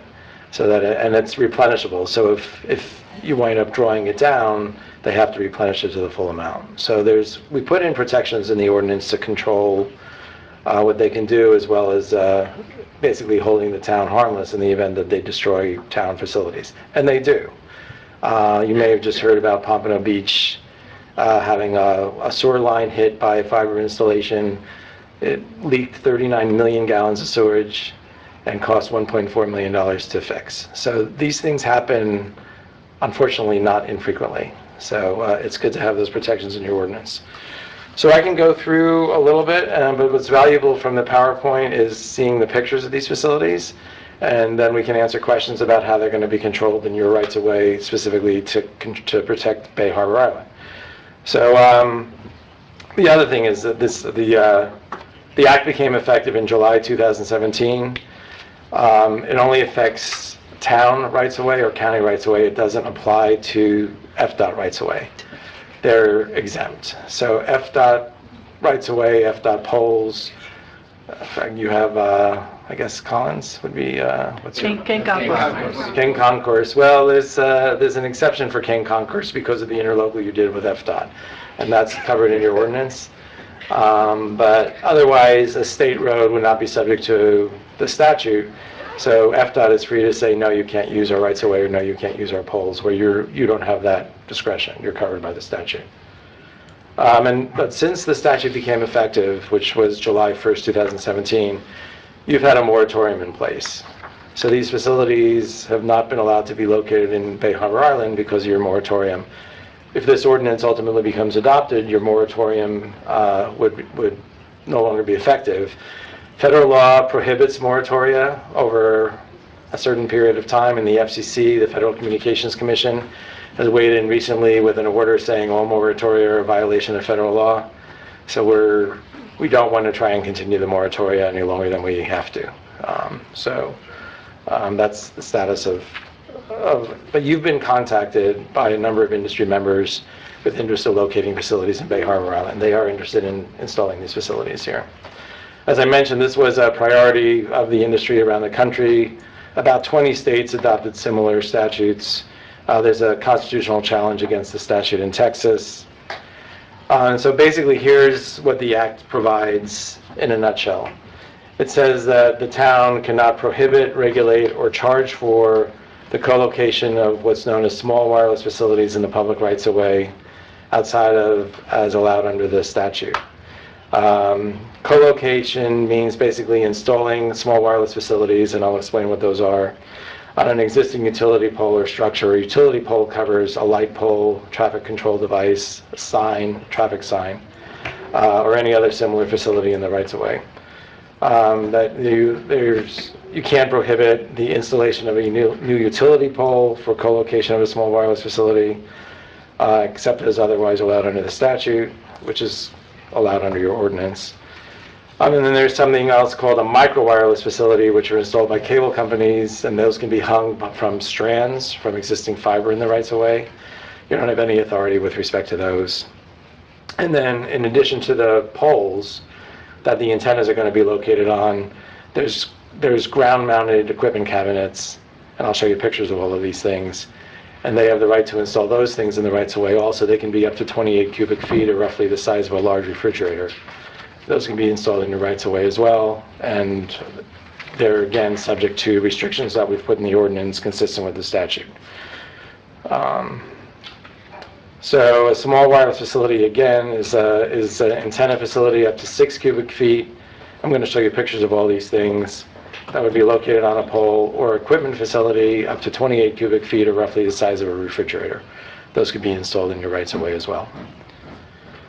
Your staff has a very, very short time frame to process applications for this. Excuse me, I don't want to cut you off, but we're going to start to lose some of the citizens. I'd rather, if you want to show the pictures. Cut it shorter and show pictures? We've all gone through the materials, and it's available to anybody in the public who wants to look at your entire presentation. I appreciate it, but I think I'd rather hear from the citizens. So let's show some pictures of what we're talking about.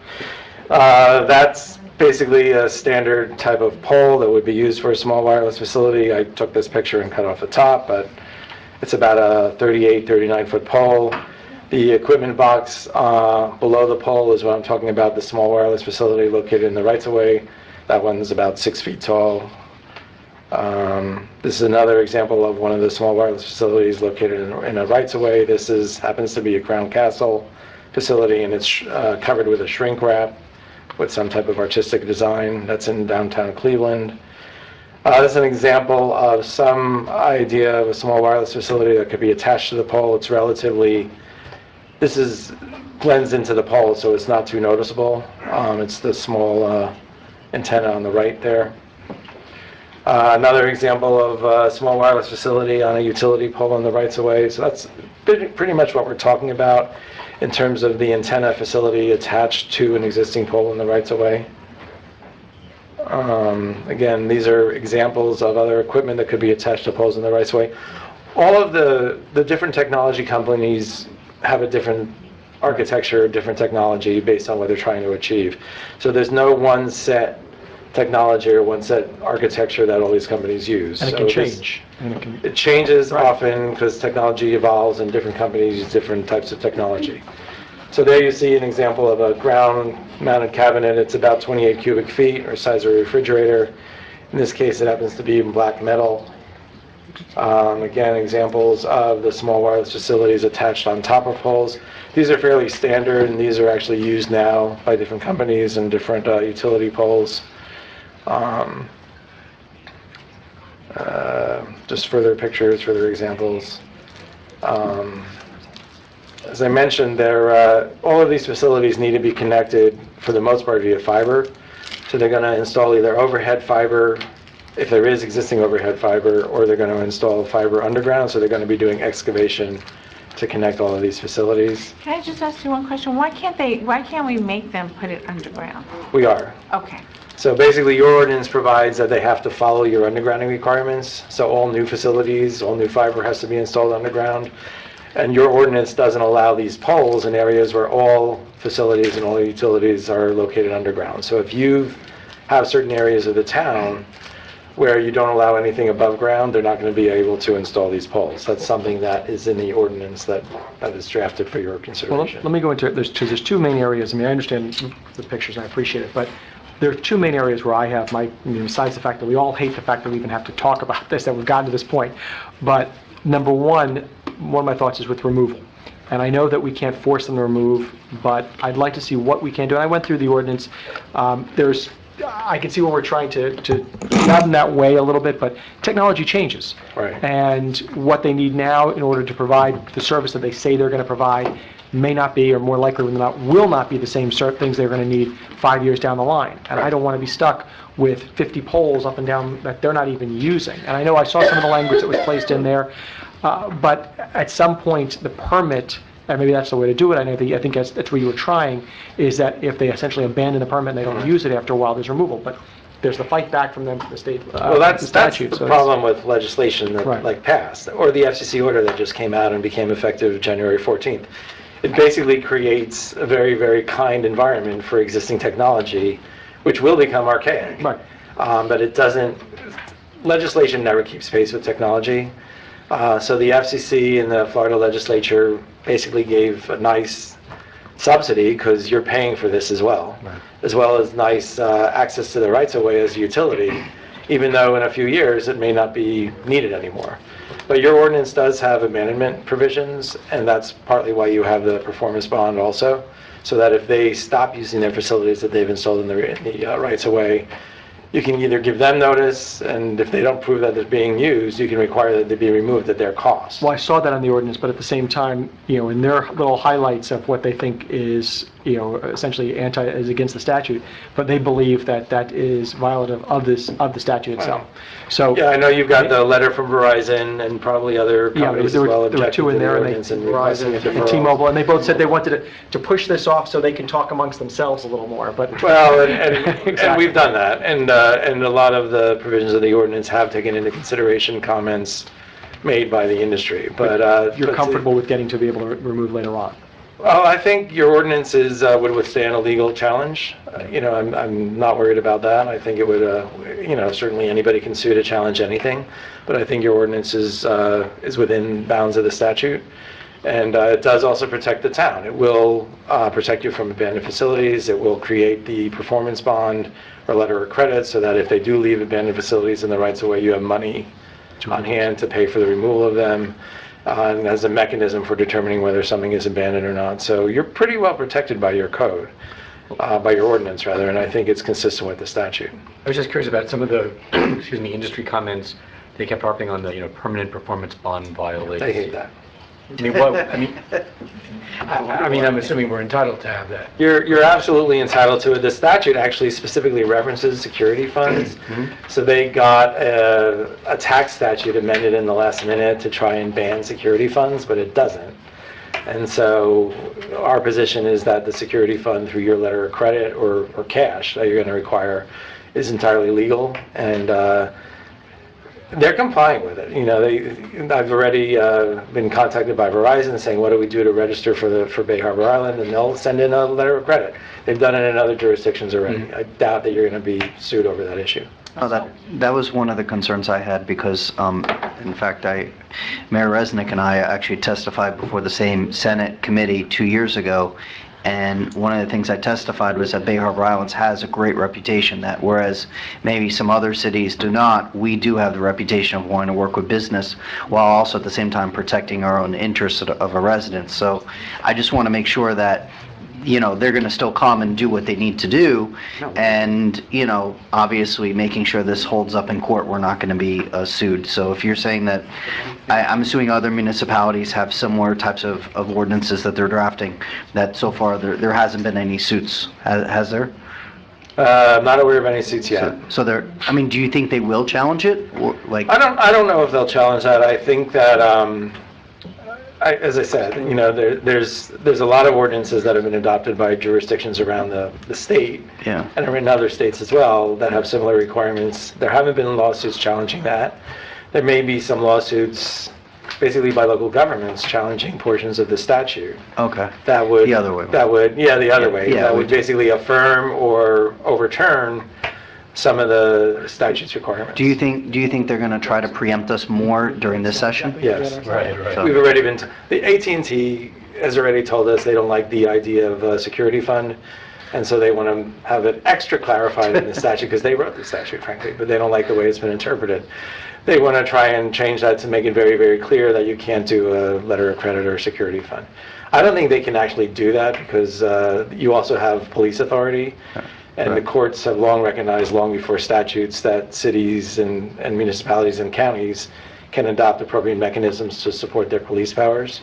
So I think that would be a tough legal challenge, even without the statute supporting the authority to have the fund. And one last question is, in regards to some of our rights-of-ways, would there potentially be any issue with ADA accessibility? Because we have so few sidewalks and so few access points that it would just pain me that they would put, a box in an area that, they would kind of... ADA. Actually, that's a requirement of the statute as well as the ordinance. They're not allowed to interfere or impair ADA requirements. Okay. And if they did so, obviously you could mandate that they remove their facilities, or just your staff could deny it. Okay. Okay, perfect. Let's hear from a couple of our citizens, and maybe they have some questions for you. Please. Sure. Thank you so much. Julio Segovia. Okay. John. Oh, thank you. Hi, how are you? Please state your name. My name is Julio Segovia. I represent Atlante Broadband in 1681 79th Street. And basically, one of the things, we obviously serve the community here, and obviously what we wanted to say is that this is a Florida Status 610, which actually protects some of the communications company in doing business in the area. That's all I got. Okay. I have a question for Mr. Segovia, as long as you're here. Yes, there's a lot of chatter in the city about your business located there in North Bay Village. Have you recently expanded? Did you take on like another company, the National Atlantic Broadband? Yeah, we did purchase a company called Fiber Light, which is just a fiber company. Okay, thank you. Before you go, JC, I don't mean to put you on the spot, but the wires that are like, first of all, the wires that were supposed to be part of the undergrounding in front of the Lift Hotel, we spent a lot of money for, that are still, who owns those wires? That one that's left, actually, AT&T are the ones that are still on there. AT&T? Atlanta Broadband did theirs already. They did theirs already? Yeah, and then the low-hanging wire that's in front of, I think... John's building? John's building, that's also AT&T. Well, can we... Can we do, we have our attorney here. There are some situations that they just, I'm sorry, Mr. Segovia, I think... No, that's fine. I think you've been found innocent, right? You've been found innocent-ish. Yeah. Gary, is there anything we can do about those, like, those wires that are hanging? I mean, we have some type of franchise agreement that says they have to. Actually, you no longer have franchise agreements. That's not true. The state did away with those also. You can mandate that they underground their lines. You have to pay for it. Right. And you fight about how We already have the contract with them. They're like, Atlantic Broadband, FEL did it. They're just taking forever to do it. And then the other one, we're not even asking to underground, it's just Right, some of them are really low-hanging Well, wire. I mean, for one, that sounds like they're a violation of the building code because they're required to be 18 feet above a Right. street. So that could be a violation of the building code, and you can cite them for that. But in terms of dragging their feet, you can push them. There's ways to push them. All right, so you know what, it can, like, can we have a consensus that? To cite them. Yes, absolutely. You know, whatever, I mean, let's give staff the ability, you know, the permission It's a safety hazard as well. you know, to contact our communications special counsel in order to get this done. Yeah. I think at this point, contact them with a citation. Yeah, and I think we need to They've been contacted before. If they're walk under- the if they're island less than and 18, cite them cite them for and be all done. of the locations that have this issue with consistency, not just one citation, but until they Right, they and that'll resolve get the their issue. attention. Your new ordinance has those code requirements in it. I don't know if your current code has that, but it is a Florida building code requirement that. Yeah, it does. Feet distance from the We'll street. double check, and if it is, Okay. great, cite it. I have a question for the gentleman. So you work for Atlantic Broadband in North Bay Village? I do. Very good. Aren't you? So- The shirt gave so you- away. So you work for Mrs. Michelson, correct? Nicholson. Michelson, sorry. All right, please let her know that I'm still waiting back from the last time I asked her to call me. I will. Thank you. I Okay. appreciate it. John Corral. Good evening again, John Corral, 9660 West Bay Harbor Drive. Those black cables they're talking about, it's a 768 pair bundled old copper. That the facility that undergrounded is literally right in front of our building. It's not that complicated. If we would have done the undergrounding a couple years ago, all that would have been eliminated. One of the things about 4G and 5G and narrowband IoT and spectrum as it goes north of 2100 megahertz, co-location issues are an issue. AT&T and Verizon, all those guys sold off all the towers to these companies that basically co-locate. You'll have Verizon. We've got 4 towers on the island, and there's maybe 3 carriers on one, 2 on the other, and 2 on the one down here. But one of the issues we have on the island is on our D-marks here, where when we drop fiber, there's not enough of them around here. So this is something that the council needs to look at. I totally endorse us moving in this direction, but fiber is critical. We're going to have some major infrastructure work, and if we would have done this earlier with the undergrounding 8 or 10 years ago, we wouldn't have this problem. What's called Metro E or Ethernet only supports 500 megs, and if you run PoE, power over Ethernet, you won't be able to power those little sites up there.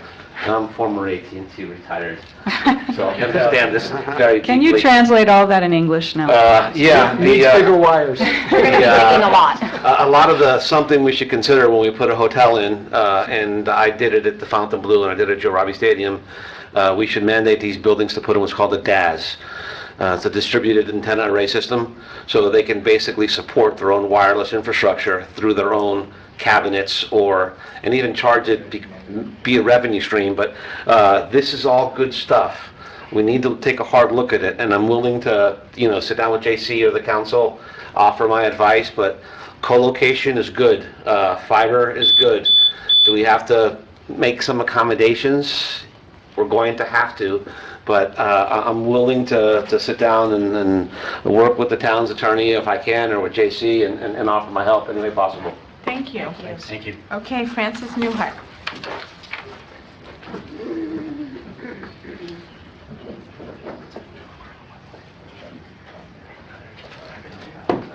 Francis Newhart, 1060 King Concourse. I think he left. Okay, there was a gentleman who came up and he was talking about our ordinances, and he seemed to be very knowledgeable of them. And we do have ordinances that we should be following.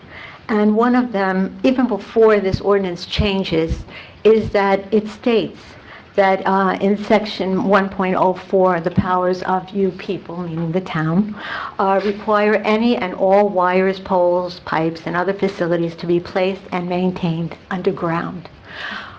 Ever since we've gotten this new development, that was the perfect time to underground. Unfortunately, our right-of-ways were being given away to our developers for them to make these buildings larger, so they can extend out, and it was only $10 for them to buy these right-of-ways in front of their buildings. Now we have the problem of the telephone poles, and they are very sightly, and they are in the middle of our streets. We also have, it looks cheap, is what I'm trying to say. This town is looking cheap. And there's another important issue, well, there's two. And this gentleman wrote about having to be ADA approved, compliance, which we do not see on our streets. I'm glad you mentioned the sidewalks, Jordan, because they are full of signs and everything else. And also, they're not mentioning these tremendous poles that are coming on with the electromagnetic radiation. They are huge poles, and towns have won their lawsuits. And they do have cost-saving agreements with FP&L instead of changing our ordinances. I just want to say that there's not one, in this ordinance, there's not one discussion. As a matter of fact, any language with undergrounding has been crossed out, which I think is terrible. Thank you. Thank you. Okay. Can I get a clarification on that, J.C.? So we do have a requirement that all new developments underground, the FP&L. Then what happened? Well, what happened with FPL is, I remember at that meeting, they said that they can't be putting switches and bringing switches back up based in each property. So they have to have about 1,000 feet or so for them to be able to do it. Because when they keep putting switches going back up and down, you reduce the But reliability. with the ongoing development, especially, on East and West Bay Harbor Drive, are we kind of monitoring that? Is there a point soon where we're going to have those stretches and then they require it, or?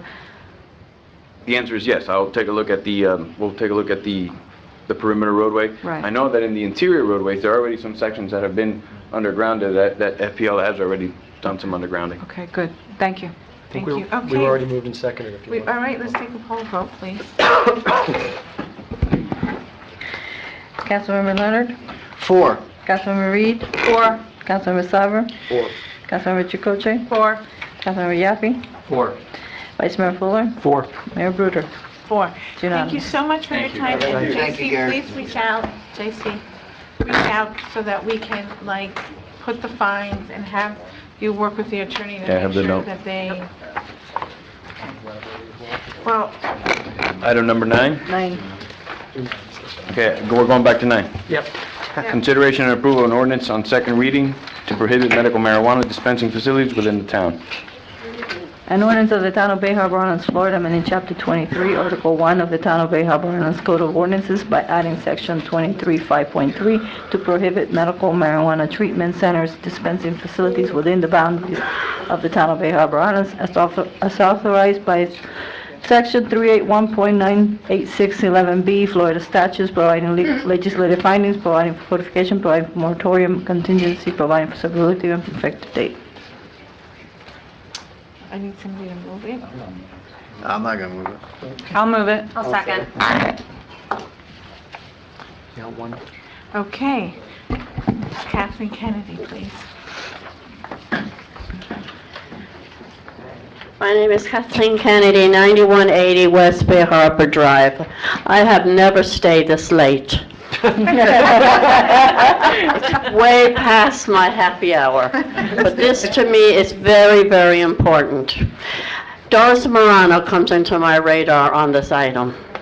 The pain that she went through. I have a cousin right now, Bridget, who has stage 4 lung cancer.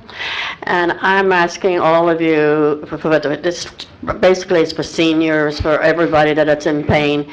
Open up your hearts, open up your minds. Forget about all the BS and all this and that. Just think of taking people out of their misery. And I'm one that has witnessed it, and I'm just begging you. I spoke to some of you today. Hopefully I've changed your minds. And just do it. It's good for seniors. It's good for everybody. Just make it on the second floor. That was a good suggestion, by the way. Just make maybe one place in Bay Harbor. But please, I went for my annual physical. I go once a year, and my doctor was 100% in favor of this. He said it's better than antibiotics, all the crazy drugs that these poor seniors have to take, and kids. So let's have an open mind on this, and let's do the right thing, okay? Thank you. Thank you. Can I ask a question on this, because there was something floated around today, and thank you, Kathleen. My understanding and what we had talked about originally, and correct me if this is wrong, is that we are not able to limit this beyond a pharmacy. So we could not tell a dispensing facility that they can go to the second floor, correct? Correct. Okay. I just wanted to make sure that my baseline understanding of that was accurate. And also, just to be clear on everybody, because for anybody watching out here, because Kathleen was saying, for us to do something. In this instance, it's the reverse here.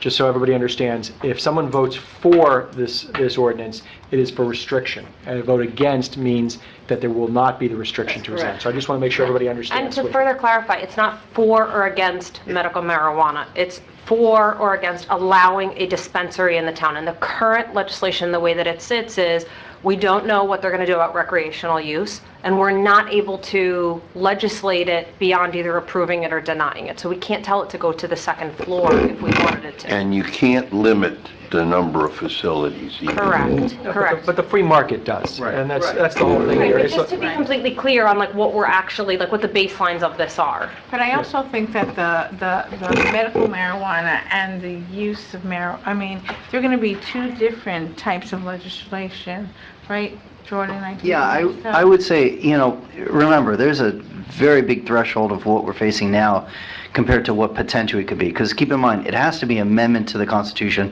You have to get 60% or greater. And then the legislature, in their infinite wisdom, is going to have to enacting legislation.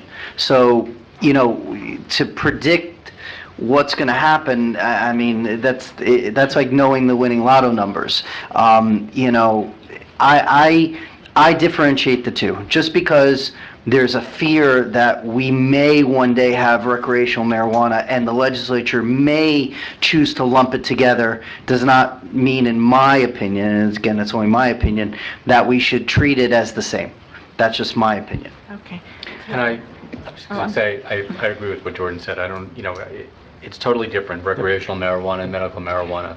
We've had a lot of discussions about the benefits of medical marijuana to a lot of people, and I'm not in favor of restricting it in the town of Bay Harbor Islands.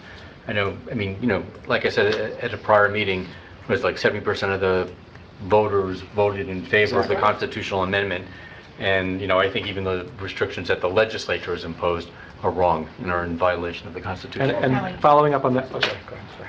I'm glad you stayed, Kathleen, because you didn't have the benefit of all the commentary unless maybe you watched the meeting, I don't know. But I am going to vote in favor of this ban again, and I'll tell you why. We're a very small town, very small business district, 2 blocks plus a few side streets. And I feel like over the years, we have all these grandfathered businesses that are not necessarily in the best interest of a vibrant downtown Bay Harbor, right? We have offices that close at night, real estate, doctors, and they're grandfathered in. We weren't supposed to have any schools, but somehow, we ended up with the preschool there. It's closed at night again. We have a school, and, you can't sell liquor within a certain, distance from a school, but, here we have, another substance. So I am 100% in favor of seniors acquiring medical marijuana. I don't even have a problem if they legalize marijuana like Colorado altogether. But I'm trying to protect the best interest of our vibrant downtown business area. And since it's so easy to get, it's abundantly available very close by, just over both bridges. So I just don't see the need to saddle our little business area any longer. And besides, we sort of have to make a stand now. We can always reverse it, but we can't change later if we don't do this now. This is our one and only opportunity, and we can certainly change it. So, you know, I'm not against the marijuana at all. I think it's a great thing for people who are suffering, but I will once again vote to ban it in Bay Harbor Islands. I'll say this. Dispensaries. I agree, you know, with Jordan and Bob, because first of all, when I see Kane Concourse right now, as much as we've made, all of us have tried to make efforts to revitalize Kane Concourse, and we're going to continue to do that, I still see vacancies. And the fact remains that if the citizens of Bay Harbor demand and wanted this particular type of retail outlet there, then they have every right to have it. It's not our job to restrict something that the citizens want, and especially if they voted for it as far as a constitutional amendment. This is, I mean, it doesn't get more clear than that. Now, the market here will decide. And when you use the argument that it's abundant somewhere else, well, look, if there's one in Surfside and there's one in North Miami and there's not enough demand for Bay Harbor residents for that, then they won't open one, or whatever opens here will close. It's just simple economics. It'll only be used and only create the business if the citizens of Bay Harbor want it. I think we have a duty to make sure they have the opportunity to be getting exactly what they voted for. Okay, Josh, very good points. I understand. But how come of the 6,000 citizens of Bay Harbor, we only have one person coming before us in 2 meetings to even speak for it? Where's the binder of signatures? You know, I don't see an outcry for it at all. Well, you know, as long as I've been up here, you know, we haven't had great attendance at very many meetings. Exactly. No matter what people think about a particular issue. I mean, I always welcome the participation, but I don't think that this is an issue where, you know, you're going to have people lining up to speak about it. Especially when they lined up and voted. Right. Yeah, they already did. They already voted on it. You know, they voted on legalizing medical marijuana, so I don't think that they need to come here and say, give us a dispensary. I mean, as others have said, you know, the market is going to drive this, whether it exists in Bay Harbor or not, that's all. I mean, I would add that, you know, one of the things that Councilmember Reed mentioned is that it's available on both sides. And she's right, it's available on both sides. And there's nothing that prevents someone from Bay Harbor Islands to call up and get a prescription and have it delivered. My concern is what Josh said, which is it's a free market system. If you're a commercial property owner and you own property or you lease property and you want to open up a business and you believe it's viable, that's the great part of America, to be able to have a business. The fact that it's so regulated, you know, should ease your concerns as far as what is you know, as far as the concerns of kids or whatnot. I mean, for crying out loud, we have a pharmacy on Kane Concourse that you can go get OxyContin. I mean, OxyContin is pretty, you know, we all know about the risks of that. So the fact that you can buy OxyContin legally with a prescription on Kane Concourse would preclude, what is the harm of having a legal dispensary, which is a legitimate business that's allowed under Florida state law? And so, you know, I as much as I want to say I don't want to be hypocritical, and I support medical marijuana, I also don't want to be anti-business and regulate it, whereas we don't know what the market. It may very well be, like Josh said, where, you know, we won't even have a business apply. It's possible. We can go through all this issue and never have a dispensary. We've already had businesses inquire about. Well, and just because they inquire doesn't mean they're going to put their money. They also need to have a dispensary. something to say. There are plenty of municipalities who do regulate different businesses. I mean, right across the bridge in North Miami, you have to be within certain districts to be able to do certain businesses. I know that because I opened one and had to go through the entire process to get my business approved for the district that I was in. Okay, I see. Yeah, you know, I just want to say that, you know, if any, I mean, I'm not going to say if anybody, but I know that everybody on this town council has looked at our charter. And our charter has a paragraph in there, and I know, and Craig can, you know, verify this, because Craig was there in 1947 when they were crafting it. And it goes, and it, I love you, man. And it goes into great detail as to what and it goes into great detail as to maybe 24 businesses that are specifically prohibited by name.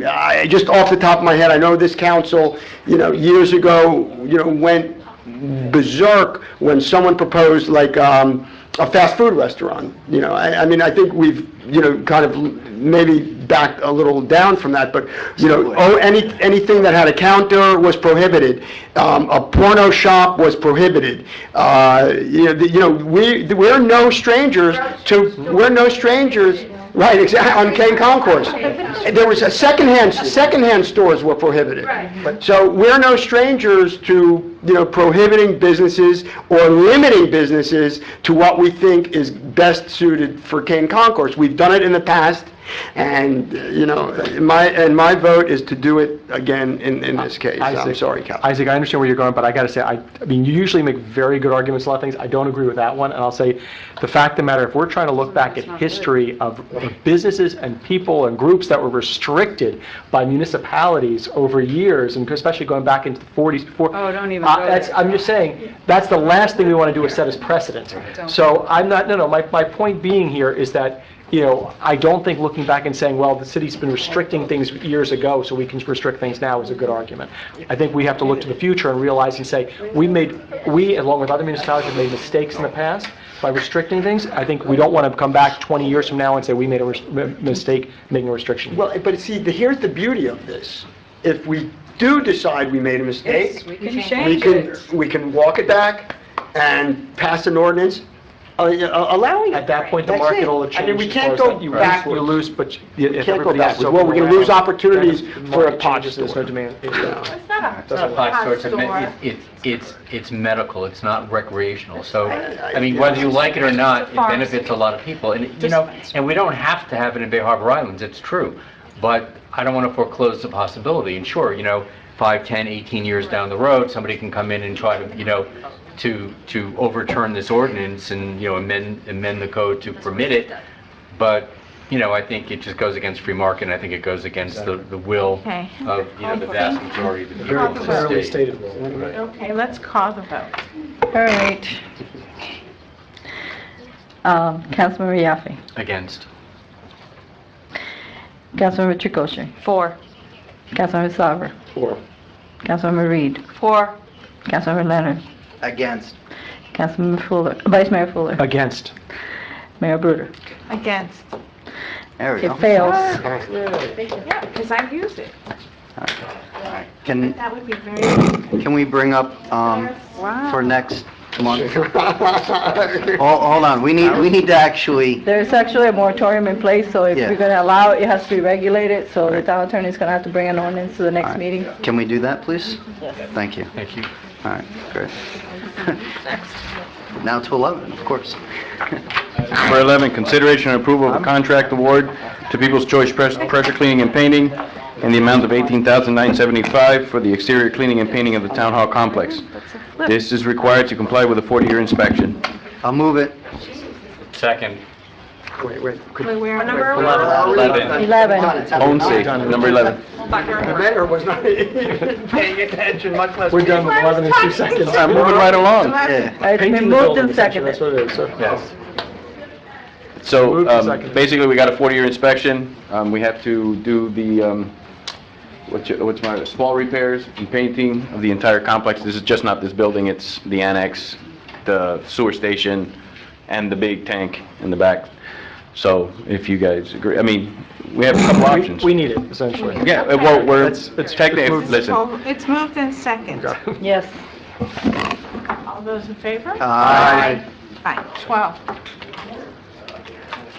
just so you know, I'm going to be painting the building a little lighter than the current color, That would be a little nice. more modern. He's going to be painting it green with leaf-like, Wait, what are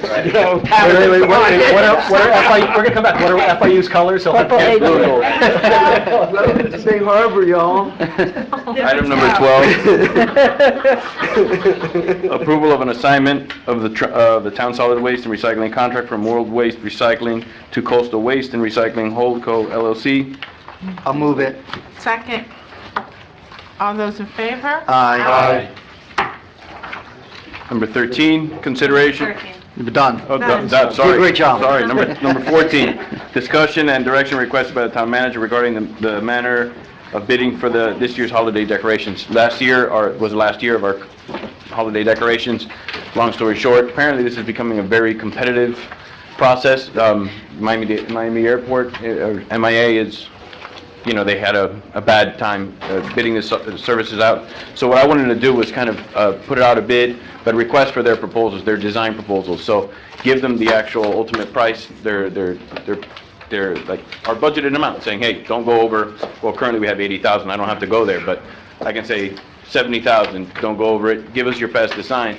So when they come to you, you can pick what you like, and not necessarily us designing it But ourselves. this year, we were under budget. Yeah, this past year, we and were it's at I think it was 50,000. I think it was really sort of nice. Well, I want to say that I think this is so creative and so smart, and it gives us so much more ability to get, these fresh ideas. And I would like to put in a plug for the sailboats once again on King Concourse. They can be, new, yes, I'm sorry, on the causeway, because, we have all that water, new bridge, nautical theme, it doesn't touch religion, you can put all the colors in there. And also, I mentioned to JC, but for everyone here, uplighting the trees, I'm thinking there's got to be some better way than wrapping those trees with all those tiny little lights. Either some kind of an uplight like those projectors that you see, that are available for residential use, or there's got to be something new and exciting that's probably very simple and low cost. I would leave it up to the designers, I would say. Yeah, but give us your best I just shot. want to put it out there that, in your conversations with them, if they're asking for any ideas, If the council agrees, I mean, I'll work with Frank and come up with the proper RFP to advertise it. I would say, Surfside or Battle Harbor had a nice thing this past season where they had some lights that were solid and then some that kind of flickered a little bit. They had a flicker tool. Yeah, it looked very nice, and I thought, gee, maybe copy or whatnot. We did have a little flickering. It was in the Legostrums, but it was getting. It's flickered because we were like short. No, theirs was on purpose. So maybe we can look at that. Flickering, one or two. Yeah, I like the idea of that kind of offsets it. Yeah, I like that. Is that the new person who's working for us? I don't think Oh, everybody yes, has met her. that is Claudia Gorin, our Assistant Director of Community Services. She joins us from, she was at Barry University, she worked at the JCC, and has a great amount of experience in organizational skills. Welcome. Okay, well, move to adjourn. I'll move it. Wait, do we vote?